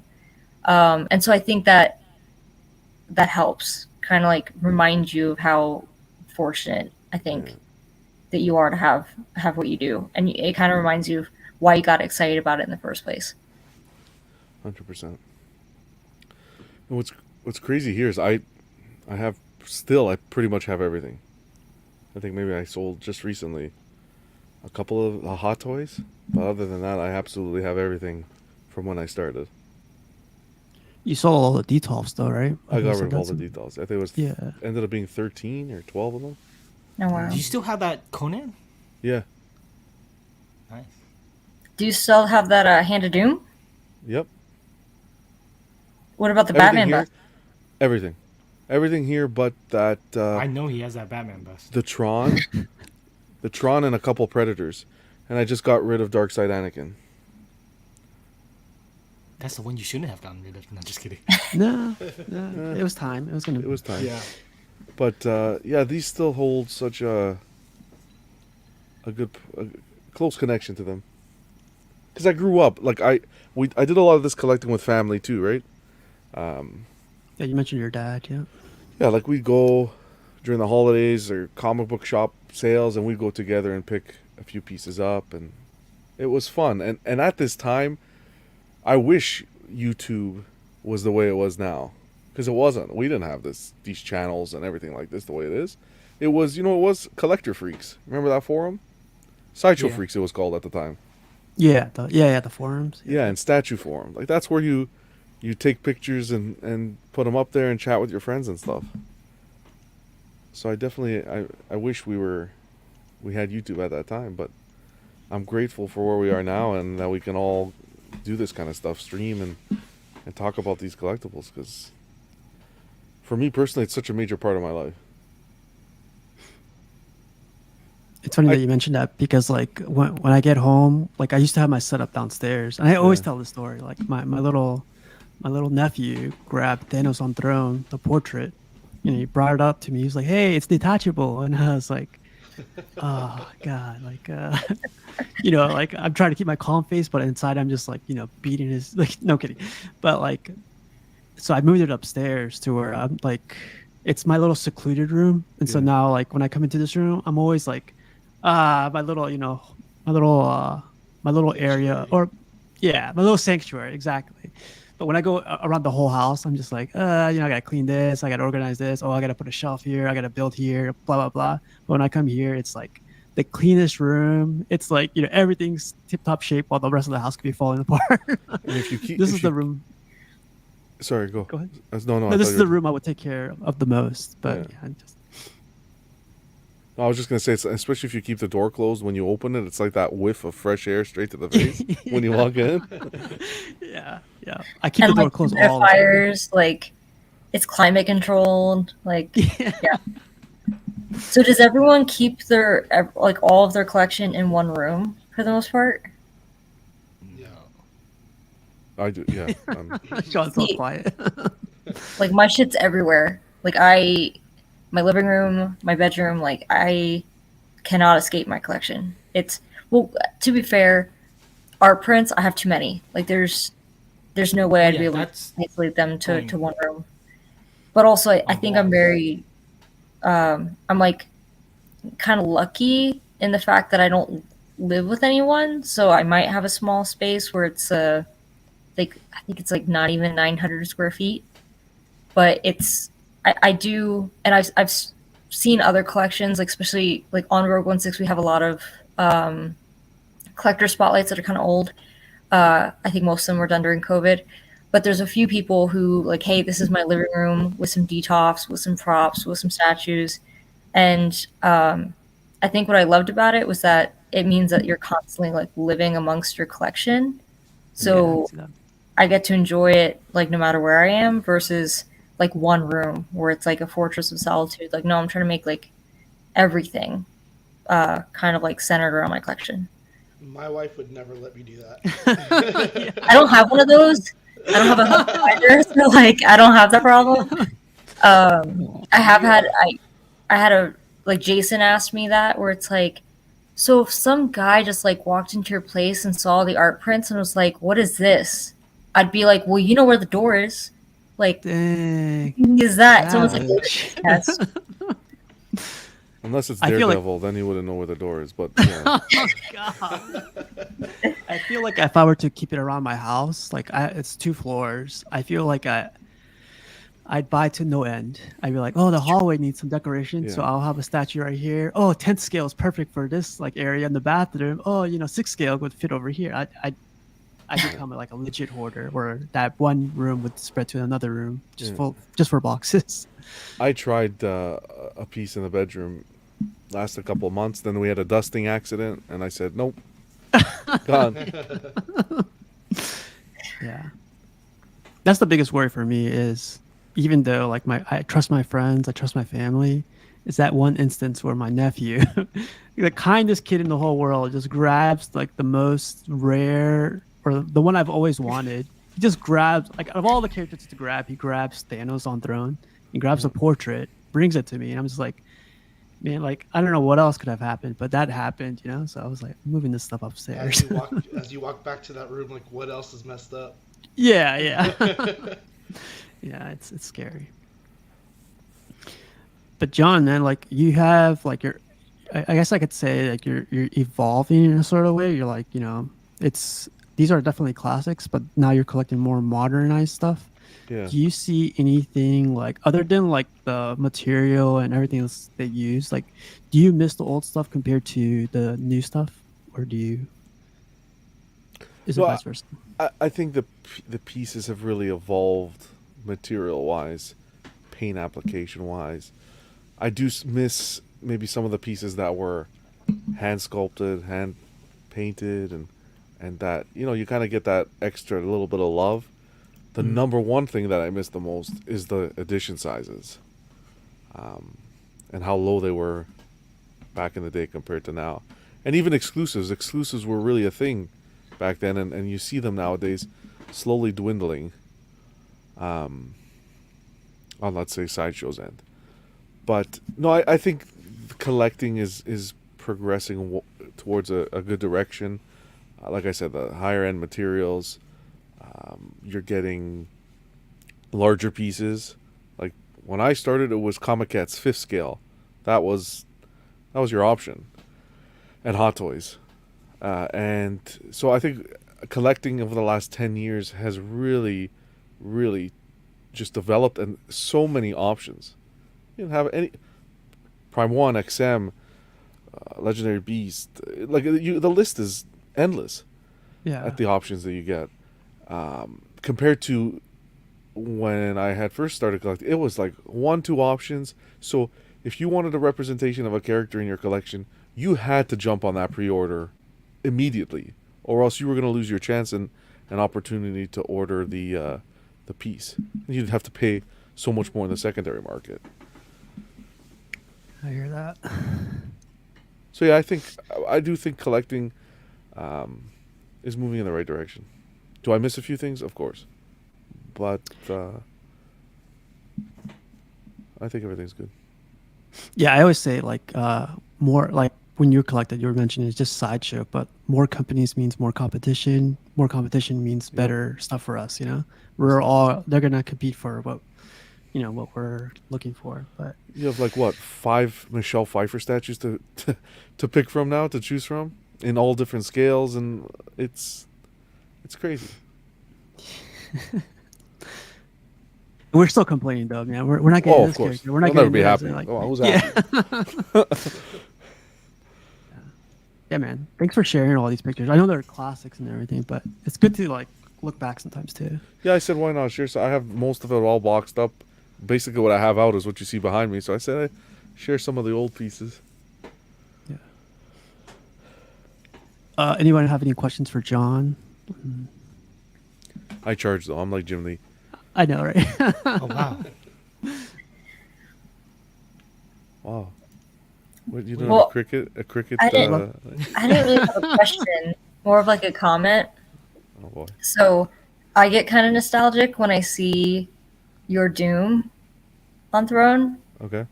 because I found Rad Titan because I wanted to see like videos of like man caves essentially Yeah. for like collection ideas. I didn't collect statues. I was kind of just art prints and a few props here and there. But they were the only people on YouTube I really found. And I think it was through them, like straight up, I think it was like COVID era, obviously. I fell asleep watching like one of their old, like I don't think it was even a live stream. I think it was like a collection tour. Yeah. And that's what got me to Rogue 1/6. Like I straight up woke up and like one of the Rogue 1/6 unboxings was playing. But I get kind of nostalgic because I remember everyone drooling over that statue. Because I think I started following Rad Titan in like, I think it was like 2016, and I only like figured that out because it was when I think like the Heat Seeker Deadpool came out, and everyone was like talking about that. So I think that's how I was able to find out like how long I'd been. But I remember watching these collection tours. And anytime anyone had that Doom statue, they were like, "Oh, mate, oh Yeah. my god, like that statue is incredible." Yeah. Yeah, it was definitely a popular one at the time. Still is, but again, you got so many options now, so many different representations of the character that have come out, and then you have a new influx of collectors coming into the market. So as opposed to working backwards and paying so much for an older piece, you see people going for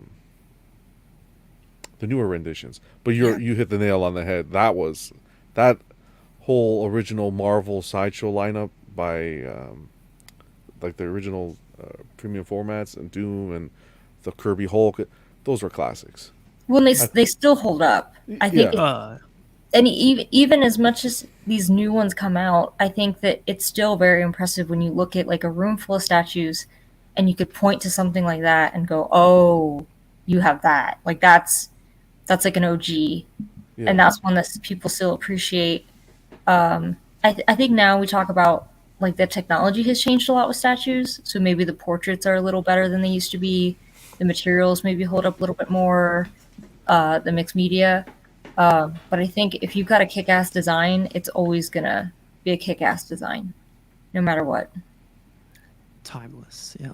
Yeah. I really find the change with the 1/6, like the Hot Toys, that's really pivoted where people just they don't necessarily go for the original. It's that reissue because they continue to up themselves, right? Yeah. Whoa. I'm seeing someone unboxing that on a different channel right now. Is it actually going on? Yeah. How are you at two places at once? It's the magic. Power of YouTube. Man, you're making me want to unbox everything. I'm sorry, man. Well, like, how close do you think you'll be till you do unbox everything and display it in your In the house? basement? I'd like to get the basement finished. I'm actually at a crossroads. I'm thinking, I don't know if I should finish the basement or kind of do I have enough land around me, almost like a shed, and kind of have the collection outside the house. But when I say a shed, I don't mean like the ones you keep your lawnmowers in. Like it would be a shed with a roof, with everything, insulation, like a little house, separate house. And do it that way, and then just have the basement for family use. So I don't know. I'm gonna see. I'm at a crossroads. I don't know.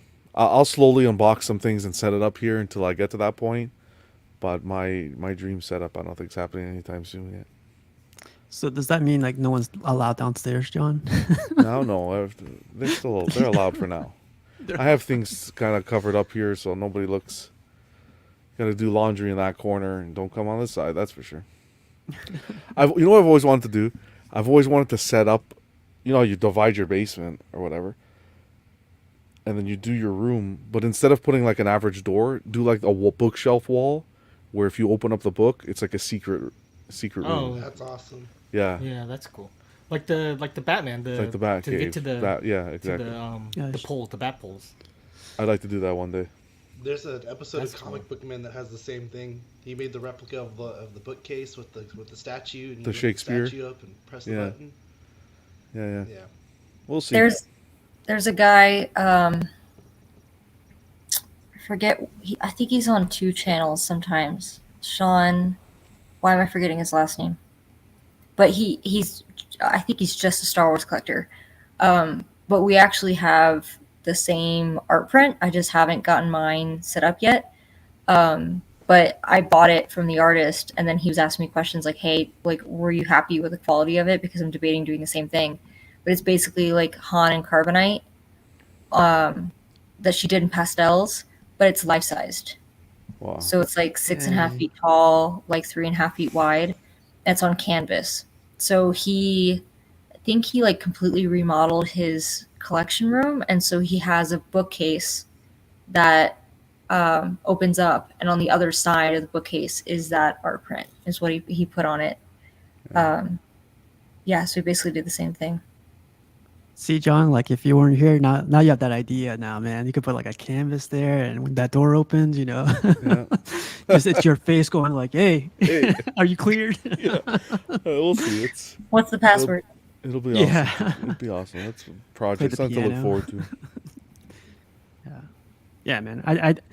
I think I was in the same boat. I started collecting Bowens, like I said, like 1/6 stuff, and then when you start upping, like, or when you start going, quarter scale, third scale, you do appreciate the classics, more when the other pieces are around them, because of what they did during the time. It's crazy. Yeah. John, I don't know. It's just, and it's tough, So you're gonna see a lot of people who will start to clear out their collections, kind of to upgrade and make room, and it's. I always find it so tough to do that. yeah, they mostly do it to fund their next project, Yeah. But it's also like all our enemies is space. Yeah. Like if I could tear down this wall to make this room bigger, but like it's a freaking it's the space, supporting wall, so I can't break it down. But yeah, it's the space. And now you're gonna build a shed on the back. Come on, man. I'd like to. I don't. It'd be cool. But I just feel like I'd be finished streaming at midnight, and then I have to go through the outside, back into the house, over here in Canada in the freezing cold in the winter. I don't know. Just build an Just sleep in underground there. tunnel. That was fun, John. And last we got Sean, man.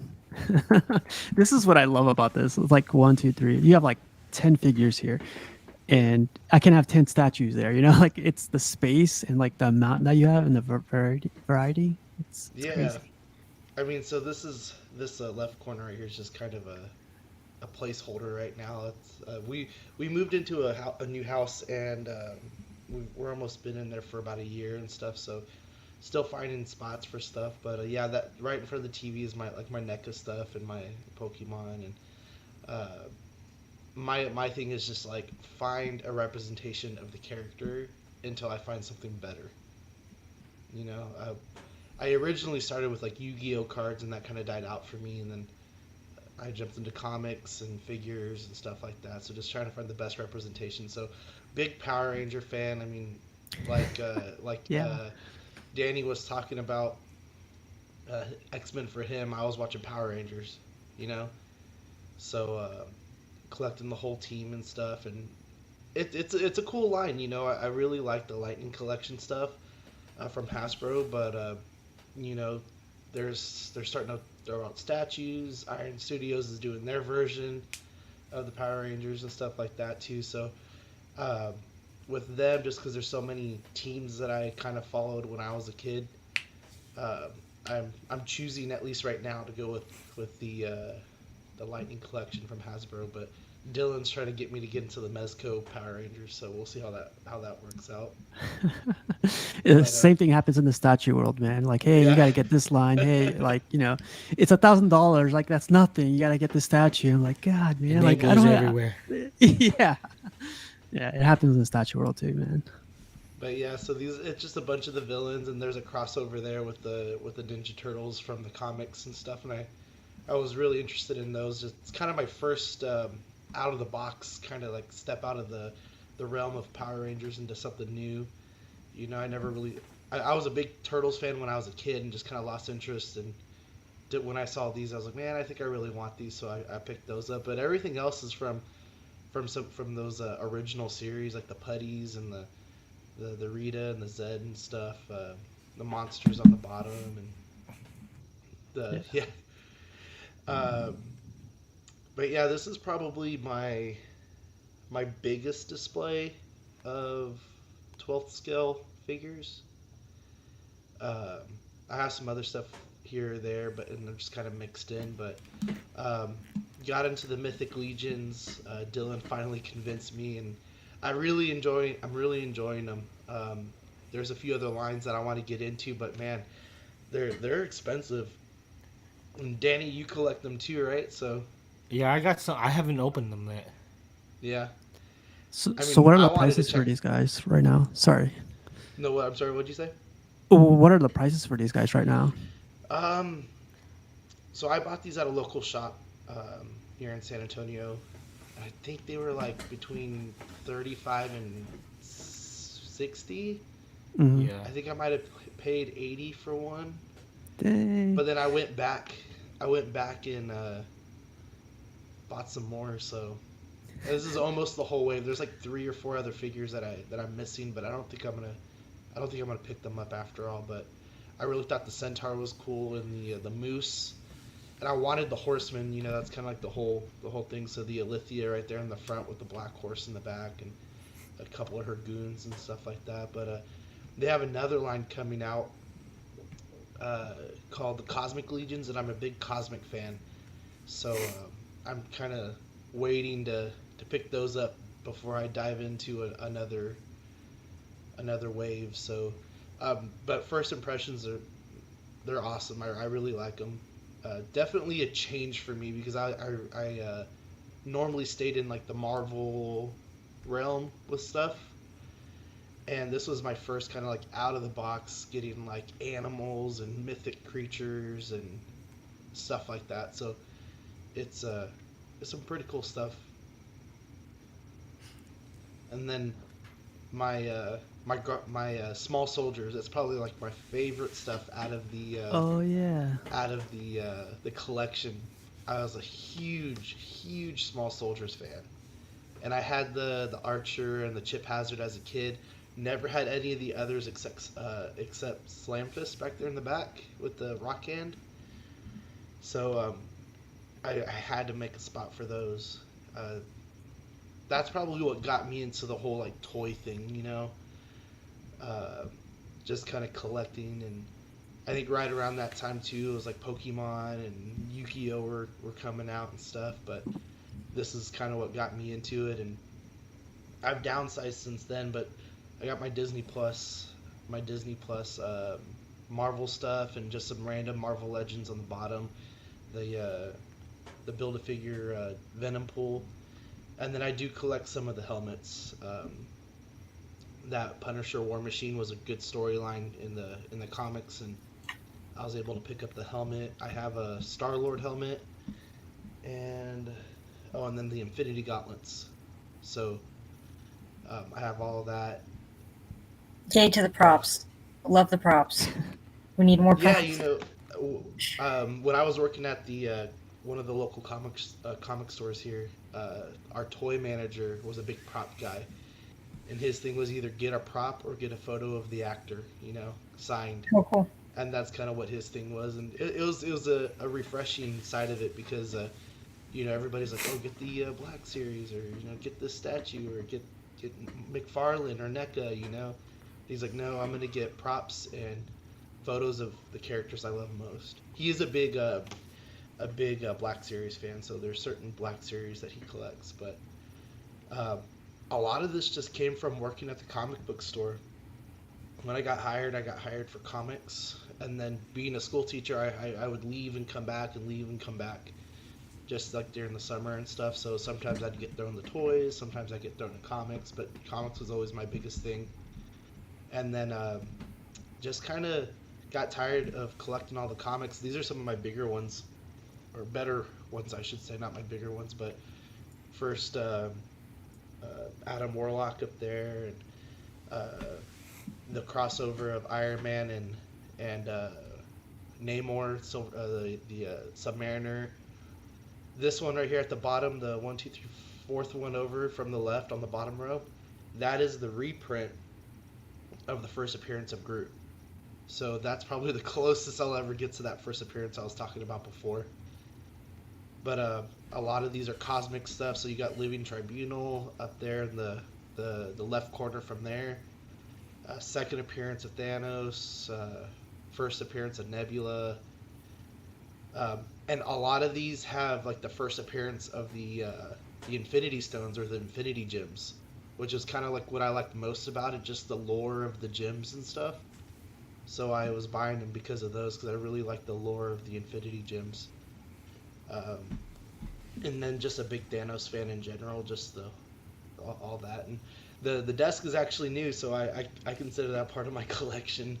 And you can see a couple new figures down there that I got, the Iron Studios Proxima Midnight, and then I bought the Mark 1 SH Figuarts from Dylan. And then this weekend I wanted to buy something new, and I bought the little one. The little one on the left is the new Shuri as Black Panther from the Wakanda Forever wave for Marvel Legends. Yep. So and she's pretty cool. I got her right here. And you gotta love how small these things are. Oh, sorry. What the? Let's see it, Sean. Yeah, see, look how tiny that thing is. That's like you got your representation, so that's cool. Yeah, exactly. And I don't know if I'll get like a better representation out of all of them, but at least have the characters that I like.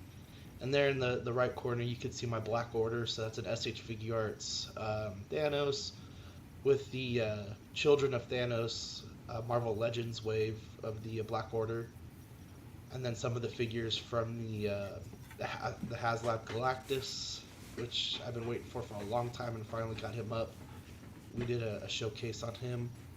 And then you have it's huge, man. Yeah, this guy is awesome. I mean, I was thinking about getting that. Is it a maquette? The new Galactus with the flames? Yeah, it's a premium format. Yeah, but I was thinking about that, but then I was also thinking about the HasLab, so I went ahead and backed the HasLab instead. So. Dude, the HasLab's bigger. Yeah, yeah, he is. And then a couple of Mezco figures, the Iron Man and the Thanos on the top shelf on the bottom, or the top shelf on the, yeah, right there. And big fan of what's his name? Star-Lord? Cosmic Ghost Rider. So this guy. In that middle shelf right there, that's two Marvel Legend Thanos. One is King Thanos, and then way back there is a book. It's the first appearance of Cosmic Ghost Rider 9.6. And then the Star-Lord helmet, one of my favorite cosmic characters. I had his first appearance. I have his first appearance in color. His first appearance with the Guardians. And I'm only missing his first comic appearance, which isn't a crazy book. So probably find that pretty easy.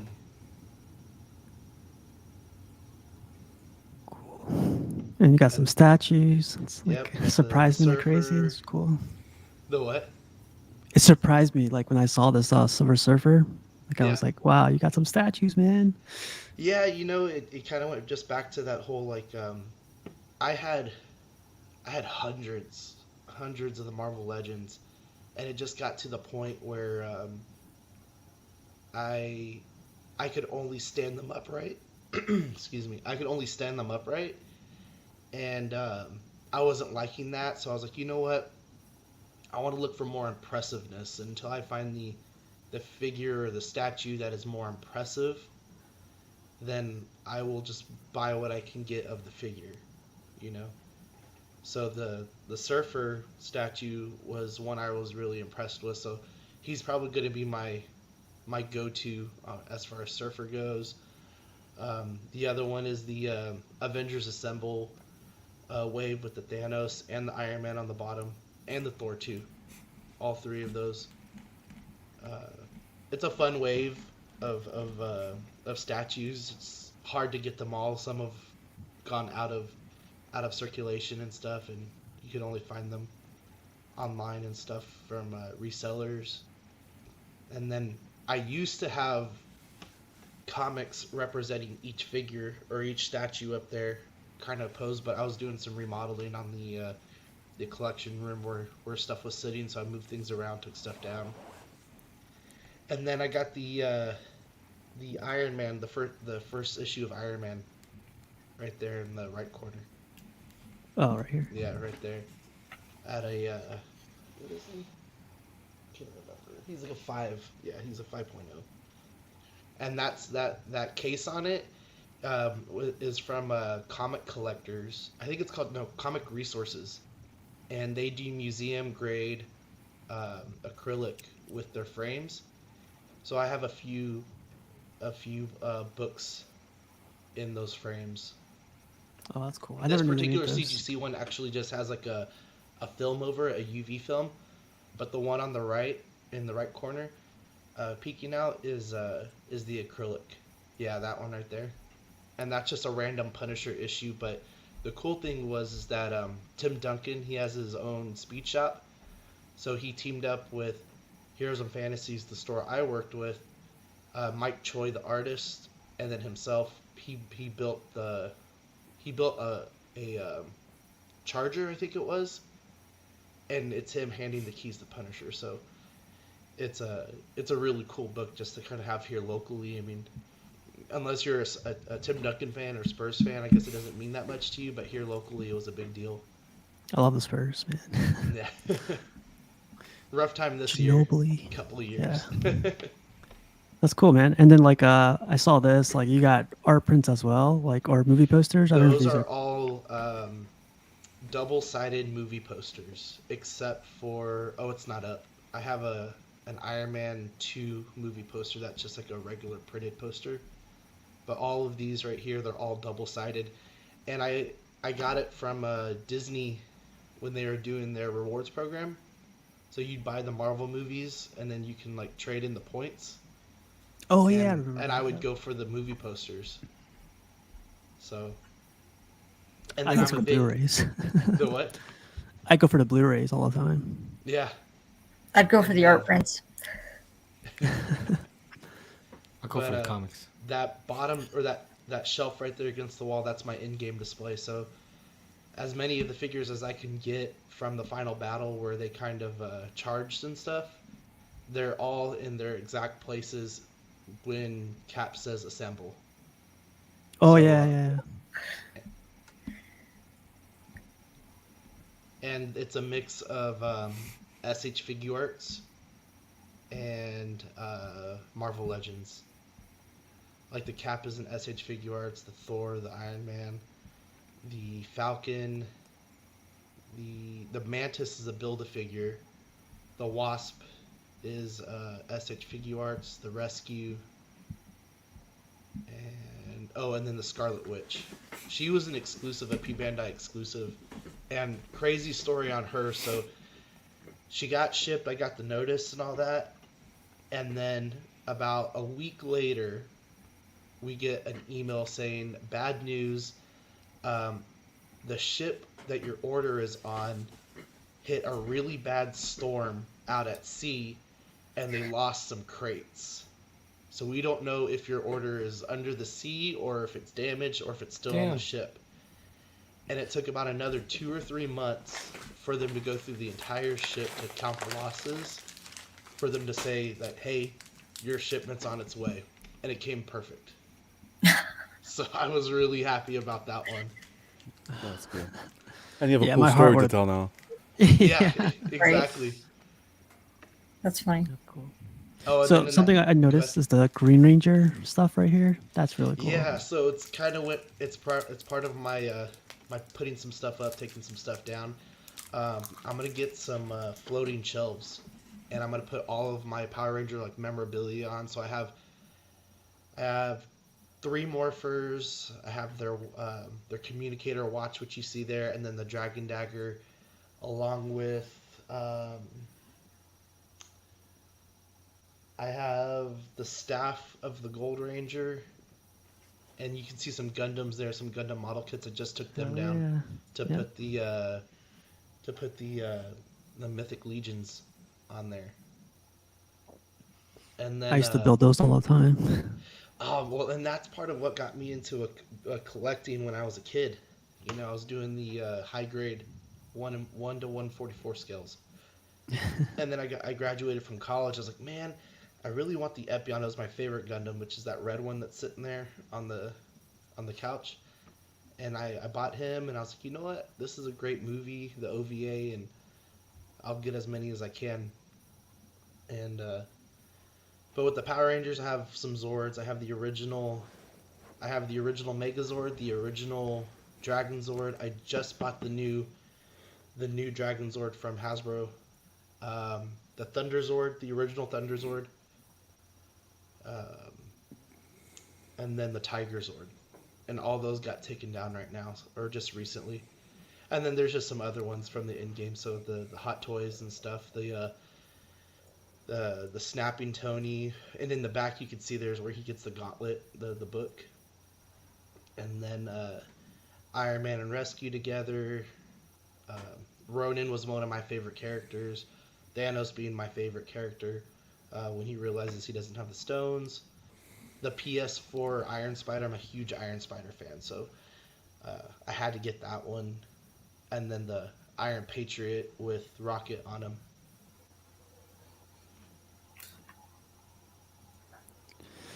Man, like in statue form. I know I keep referencing statues, but this I wish I could have all these characters in one shelf. This would take up the whole room, like literally the whole room. So See, that's what I love about. Yeah. I have this idea, and I need to work out the logistics on it. But I wanna put lighting on all of my shelves. But I also want to hook up an Alexa to them with the smart plugs, Mhm. and I want to place an Alexa on I think it's the right. Yeah, I think it would be the right side of the room, and I want to say Alexa on your left. And when you open the door, it plays the Portal music from the in-game movie, turning on all the lights for. You know, all my coworkers would say right now, "Nerd." Yeah, exactly. Oh, No, for I wish sure, I could do man. that too. I'll probably do that For too. sure. No, this is cool, man. But like, so my question would be like, with there being so many like IPs, so many like different versions, like you named a bunch of companies. Yep. Like, it doesn't bother you like mixing up companies and like buying Nah, different scales and stuff like that? not Not at all. really. Not at I was all. gonna ask that. Yeah. I mean, again, it's just about having the representation of the figure, of the character, or whatever, you know. The Mythic Legions, it's just kind of me getting out of my box. I've been wanting to try some different stuff. Yeah. But, like, I can't afford, like, 10 statues, you know?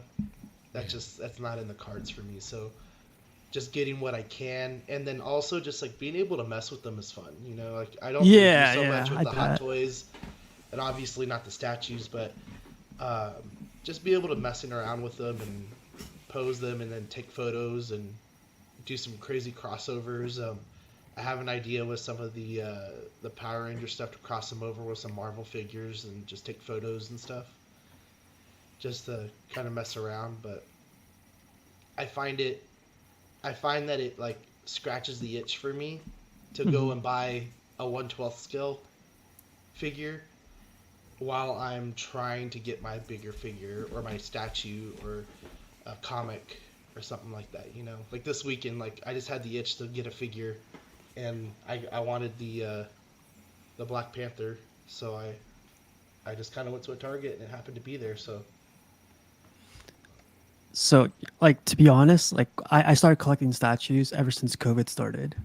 But like before statues, I was collecting Black Series. uh huh. But I had this incident at Target. It was during COVID, so everyone was wearing masks and everyone was like keeping their distance.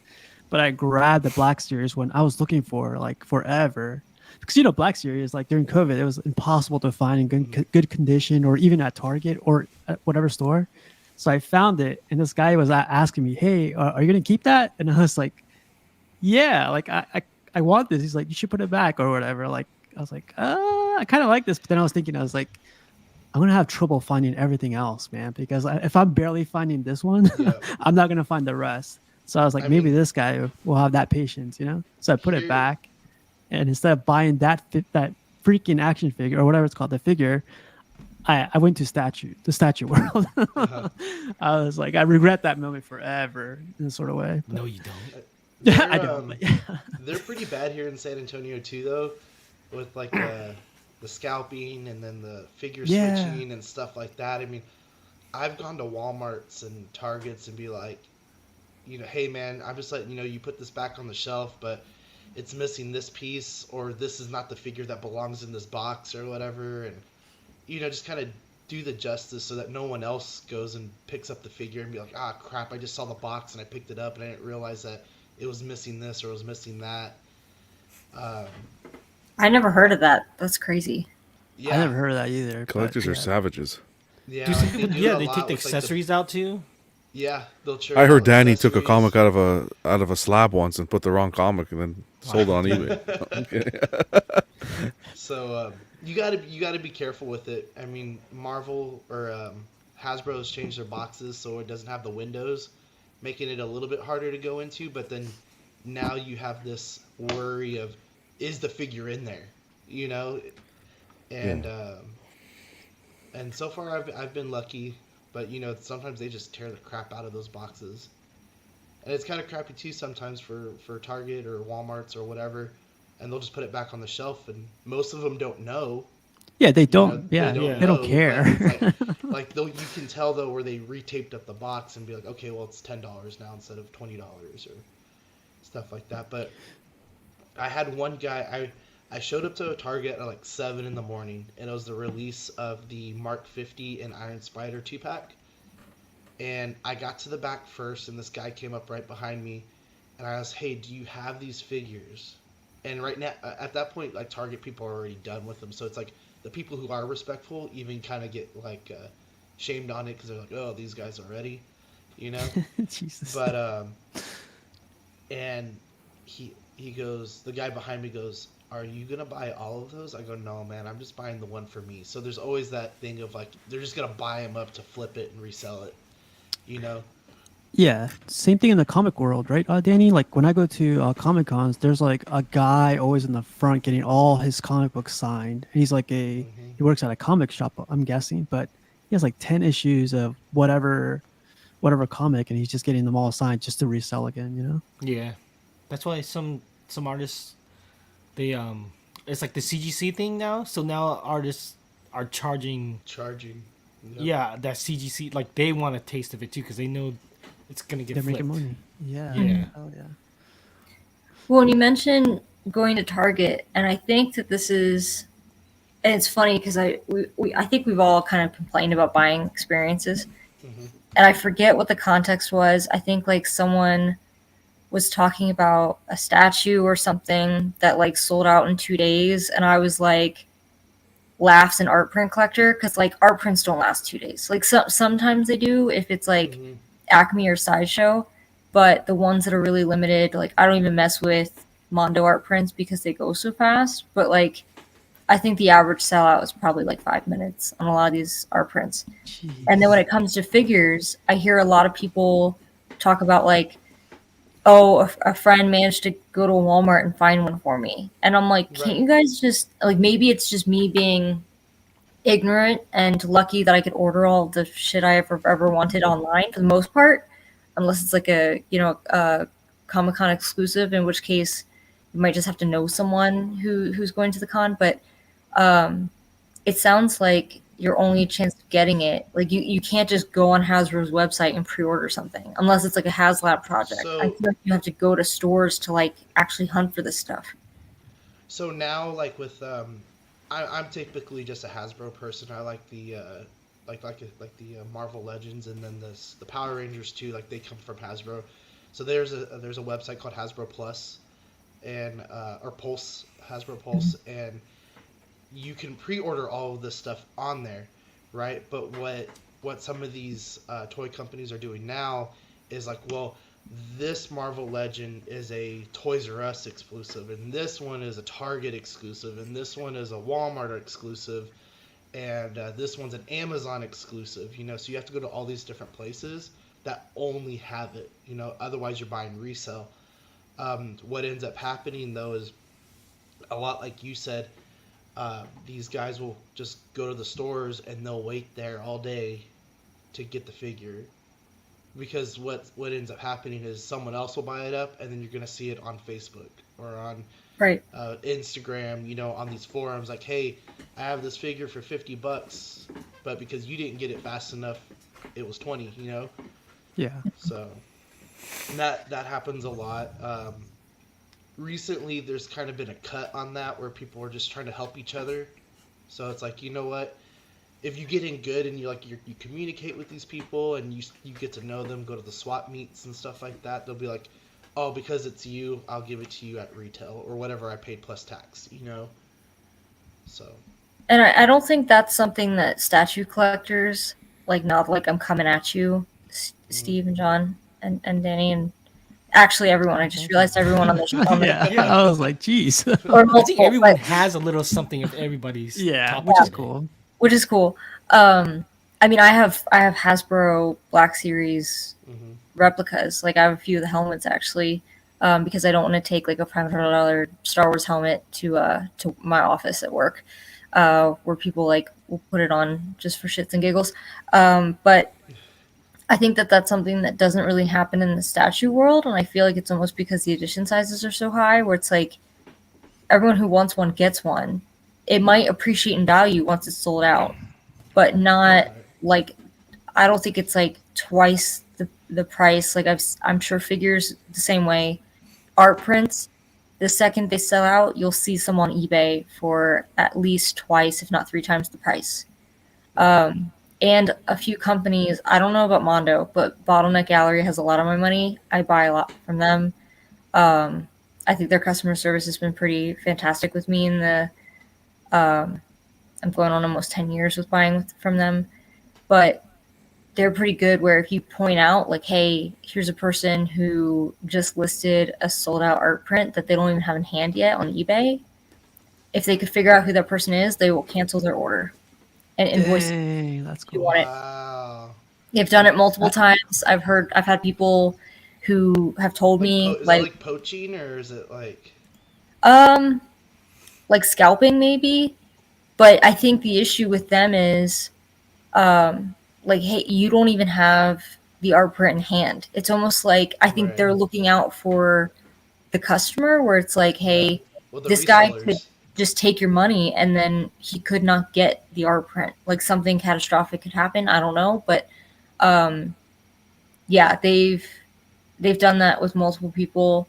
I've also had people reach out to me and say like, hey, they had an art print that either sold out real fast that I forgot about, or it was even timed where like maybe they did a few hundred, but I forgot about it. Like, what should I do? And I'm like, just email them and ask. My friend was convinced that they only like me, but I swear to God, like sometimes like the best like what are they gonna do? Say no?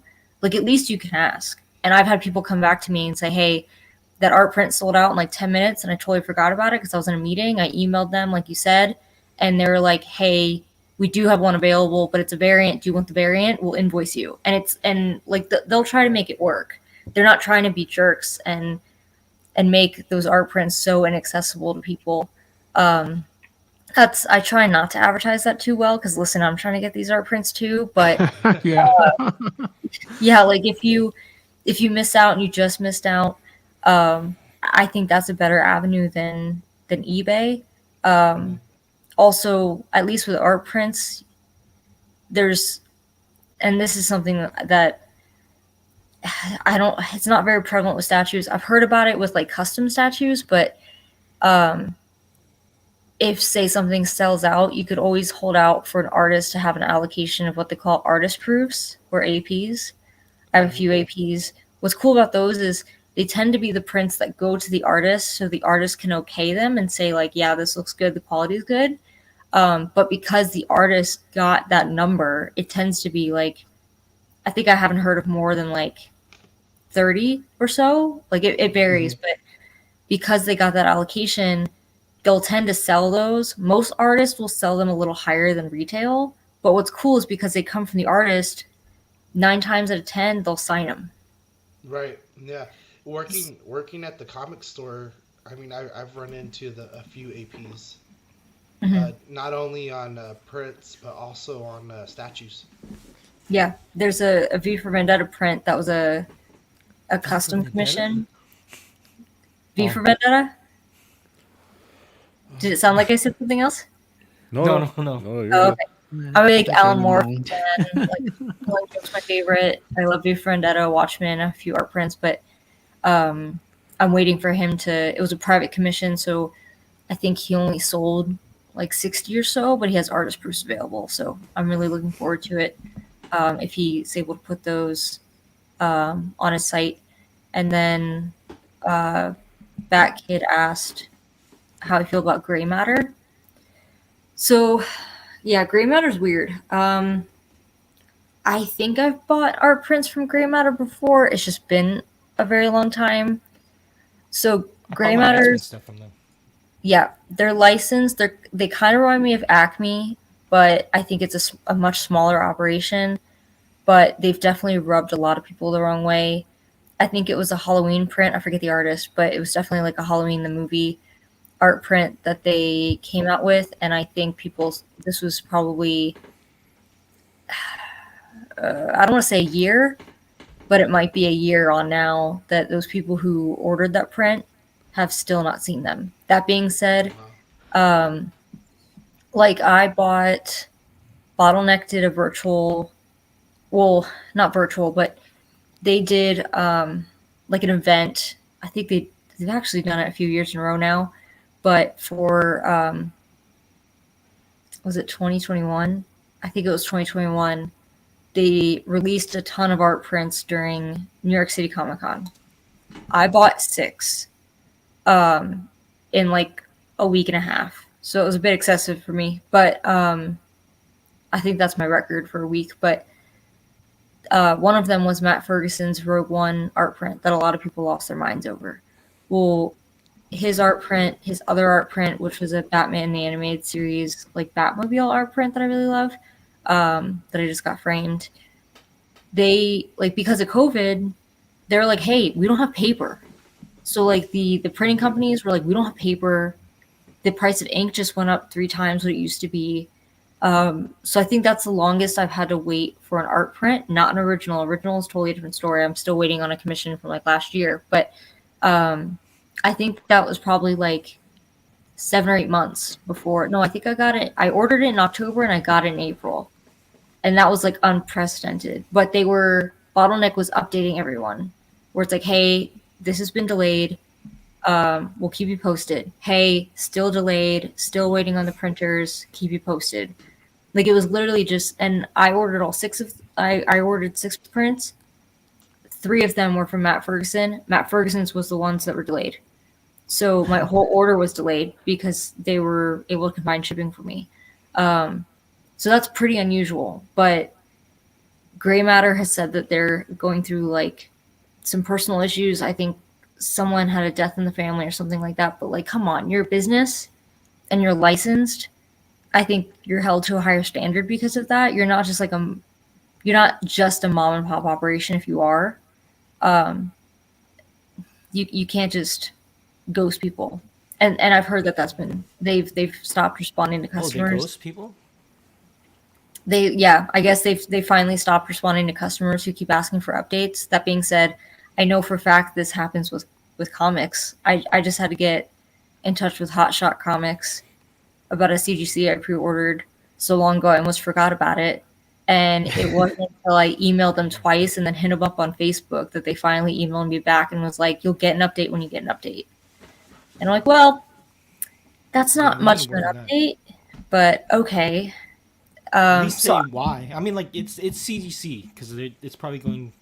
CGC is holding it up, but well, they should at least just say, CC, I could give you an we're email waiting. address that'll help you with that. Wow. No, John, but I would say like statues go under the same umbrella, right? Like we we rarely hear from the statue companies. They put out whatever they're going to put out, and then like when they put it out, like occasionally they listen to our like complaints and everything, but we don't hear back from them, or we don't get the statue 2 to I 3 think years later. I don't. I do agree with the fact that like, hey, you might pre-order a statue and you're not going to see it in like 2 or 3 years, and that's a bit bonkers. I mean, we in the prop world we've seen that for sure. Like some of these smaller operations, like I Love RS, I think their Y-wing helmet took 2 years, but they're hand painted, and like I think Well, even the their fact where their building did burn down. they're straight up their shop burned down. Like they had a valid excuse, and like even their Yeah. Boba Fett helmet takes 40 hours just to paint it, and they had like 10 of them go out in flames. So like I think that's a little more understandable, and they were very transparent about what happened and why they were so slow, and they also always respond. Like Andrea always responds to questions. I think these bigger companies, like I don't know if I'd be so patient with some of them where it's like, hey, I spent upwards of $1,000 on a Yeah. statue and you're not telling me when we're supposed to expect it. Because I start getting worried, honestly. I think with some of these larger companies, it's not so concerning. But especially with customs, I buy from customs that I know other people have bought from at least, or I'll ask around. But you always question if it's outside the level of PayPal, where you could say like, "Hey, I actually never got my stuff." Like I forget if it's 180 days or something like that, or dispute it with your credit card if they never deliver. Knock on wood, I've never had that problem with our prints. But before we go on, Sean, does anyone have any questions for Sean since we have him here? I have a quick one for the Four Horsemen. Have you ever customized your stuff yet? Like Not yet. swapped? I have not gone that far yet, but I have watched like Dork Layer and him swap out some stuff. I was like, oh, that's Yeah. actually really cool. That's the one thing I haven't done yet because I haven't opened one yet. But the fact that you can make your own figure out of the Yep. existing figures, like Well, and I swapping think- parts. I think that's kind of what like pulled me to them too. Is just like they give you kind of a lore to them, but then you can make it whatever you want. Yeah. So there's some more that I want to get. There's some that just dropped a few weeks ago, and the pre-order's up. I think I need to double check on that, but I say if you're going for older ones, try and be patient because it seems like they're trying to get back everything through the All-Star program. yeah. So And don't I buy think if the I go older, back, I'm expensive only figures. getting. If I go back, I'm only getting the Horseman. So My question would be like, we were talking about boxes earlier. Do Yep. you keep boxes for these guys? I used to be a big just box collector. Like it got to a point where I had so many and I was getting so much stuff in that I just had to get rid of some of them. So a lot of my Marvel Legends boxes I got rid of. I still have all of my Power Ranger ones. And now I'm just trying to be selective about which ones I keep. Like the Black Panther one, I got rid of her box. There's really no need for How it. could you? And then, but like any of the higher end stuff for sure, like the Mezco, the SH Figuarts. I don't have any Mofex, but if I did, those would be ones that you'd keep.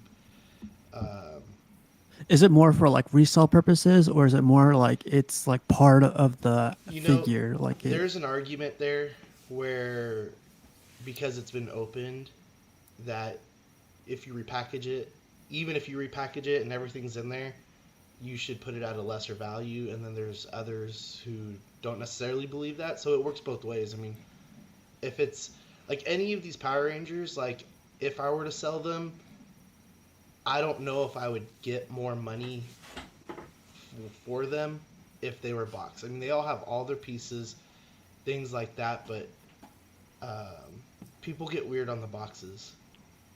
Yep. Yeah, you're talking to the guy right there. But, But at John, least, do you have Marvel any? Legends. Oh, sorry. Even on Marvel Legends, you know, you can repackage those and put it and sell it for as a $30 figure. Loose, it would have been 15, 20. Oh wow. I was just gonna say like I thought like Marvel Legends is fine loose, like that's a thing. Mhm.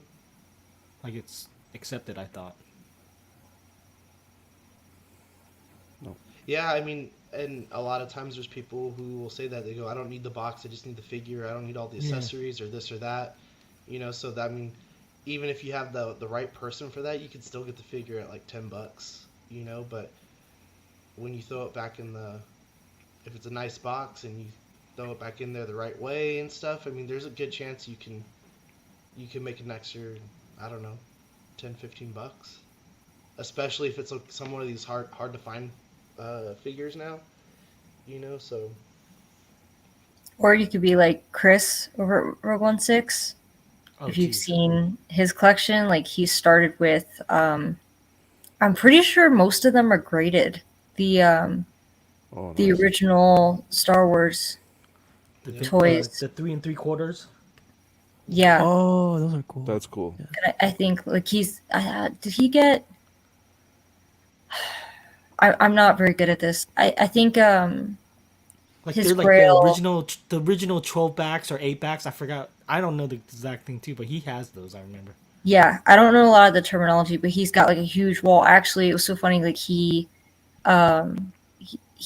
builds a lot of his shelves, and he realized that his boys are all, I think they're all 18 now, but they would bring friends over, and he was like, "Yo, they could take one of those figures like off the shelf and like straight up put it in their hoodie, and that's like a couple $1,000s a figure, maybe. Like I don't know the prices on them."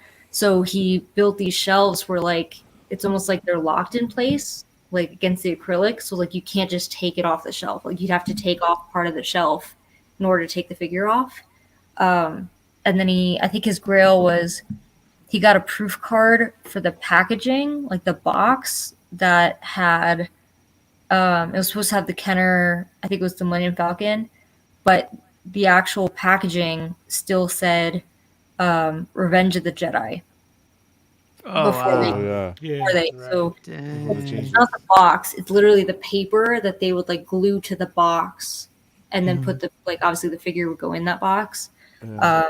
So I think that was That's that was awesome. he's got a ton of stuff, and I think it's not CGC, maybe it is, but a lot of it's in like acrylic cases and stuff. I forgot what the Like, toy never- version is. Yeah, but they've like never been out of the box. But then there's I've seen some collectors who have the loose figures and they'll put them with like other stuff, like props, statues, and look really cool. I love especially there's a few people who will say like these are mine, I played with them as a kid, and then I just bought ones I didn't have, like you were talking about earlier. And I'm like, Right. that's I awesome. mean, so some of those Power Rangers, I mean, I had the original versions of them, like the flip heads, the morphers, and it got to a point too where my mom was just like, "Hey, do you want these toys anymore?" And I was like, "No, you know, I really don't play with them anymore and stuff." I mean, I was getting to middle school playing sports, you know, and even high school, you know. She's like, "Okay, well, I'm gonna sell them in a garage sale," and gone. You know, I mean, and we even talk about it to this day. Like, I'm real big into looking at the value of the old toys that I had, and even going back to find some of those stuff, like the Megazord Oh, and it's like the other painful. Zords. Yeah. And you're telling me that would have sold for $20 out of the package? Yep. That was $50 out of the package? Yep. Well, listen, I saw Toy Story, so I don't throw away my toys. Well, and I think this is like the last thing I can say about the 112 stuff. At least like I'm okay with calling them toys, you know, and Oh, I was like about to it's the ask you that nostalgia too. of life. It's my nostalgia from life, right? But I always kind of fight with myself on this is that you go to Target or you go to Walmart and you pick these figures up. Some of them, not obviously not all of them, but you can pick some of these up. And I would say more so with like the Marvel Legends or the McFarlane stuff, or you know, those were toys for kids, you know? So I'm going in there as an adult buying the same figure for myself as an adult collector, but that might be that only opportunity too for that kid to have his Iron Man, to have his Batman, to have his this. And and it's the same thing. Yeah, exactly. That's the same it's the well, you know what? They should have got there first or whatever, Yeah. But at the same time I'm like, at what point do you stop inflating the prices because you bought it off the shelf and then sold it secondhand to another adult collector? But at the same time too, you're shopping in the same aisle as a kid buying his first figure of the character he loves. And I'm just kind of like, now that I have kids, now that I have I'm an elementary school PE teacher, I see these kids, I go, oh, I have that Marvel Legend, and stuff like that, and I'm like dang, that kid had to beat out an adult collector who was either going to keep it for themselves or flip it. Yeah. Life lessons right there. Wait, how many of your kids, in the school actually are still buying action figures? Oh man, That's a good question. Yeah. I've had kids pull out an Iron Spider, Iron Man, Oh, wow. Venoms, Batmans. I mean, the kids version of the toys are a lot different than our kids version of toys back in the day. But the biggest thing is the Pokemon. Like, these kids have binders this thick of Pokemon cards right now.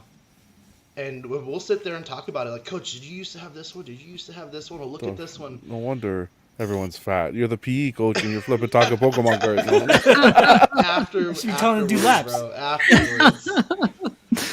Sean's the type of guy We're in too. there battling, man. Yeah, I was gonna say Sean's the type of guy who's like, hey, I'll bring my figure tomorrow. You bring that one. All right. Exactly. Yeah, we'll trade. Right? We're gonna trade. It's like, give me that card. I was like, and you damn, don't have to I do actually anything need today. that one. If you want $50 for it. Yeah. Talk to your mom. Meet me in the cafeteria. Yeah. You could Exactly. tell the kids, like, hey, listen, if you grow up, you might be as successful as me, where you bring in like 6 figures a month. Exactly. That's the joke. The 6 figures a month. Just But don't tell that like, one in high school, please. I'd be straight up with them too. I go, listen, like, you guys are worried about this and you're worried about that. I mean, listen, I have a family. I'm married. I have my own house. I pay bills. I do all the adult stuff. But I still collect toys too, and that's okay. Exactly. Yeah. Exactly. Sean, man, thanks for sharing all these. Like, I feel like whenever I join small talk from once in a while, and you guys always go like, oh, like, are you, you're a statue collector. You're coming to visit us peasants, like us figures. I was like, no, man. Like, I love collecting. I like hear another perspective. Like, I love it all. So like, thanks for sharing all these pictures. Man. I It's think great the stuff. reason why I love it all is because I worked at the comic store. At the comic I was store. immersed in it every day, and I saw the statues next to the comics, next to the figures, the cards, and stuff like that. And it's my happy place. Like I said, my Yeah. wife, she would never let me put this around the house. So this room right here, this is it. Sanctuary. Yeah. No, man. So I have 5 other topics to bring up, but I think we hit 2 hours and a half. I think I'll try to keep this going if you guys are interested. Like, I'll probably do it like every Monday or anytime we all have some time together. But yeah, man, I think I got some ideas. I think I got some stuff from here, like art prints, like. CC, I'm so sorry, but I'm gonna get the frame. I was already ordering the frame TV, so like I'm gonna. I don't have room here, so. I mean, get it'll maybe you'll be the trendsetter, and then we'll all end up having to get frame TVs. Yeah, I'll show you guys, but Put it yeah, on the like. casuals tab. Yeah, right. Put it back into the channel too. Yeah, but Danny, John, CC, Sean, like it was fun, man. Like Had a blast. Yeah. yeah, definitely get back to it again if you guys are interested. But like, do you guys have any closing remarks to bring up? Like, you guys want to bring up anything really quick? Thanks to You everyone. have What 5 you other love? topics? That's Oh, at I least don't have 5 other episodes at the rate we're Yeah, going. right. Yeah, What can I'll you show them all really quick. What current no. debate It has amongst to be a surprise. collectors? Has to be a Okay, okay, okay. They're all here, so I was like, Because you give people Damn. time to think. You can't think. but I need more yeah, time. thanks No, again. that was a And blast. That was a blast. Good yeah. idea. Thanks for Yeah. inviting me. Thank you for having me. I appreciate it. Yeah, thanks. It All was- right, you guys. I'll see you guys next time. Collect responsibly.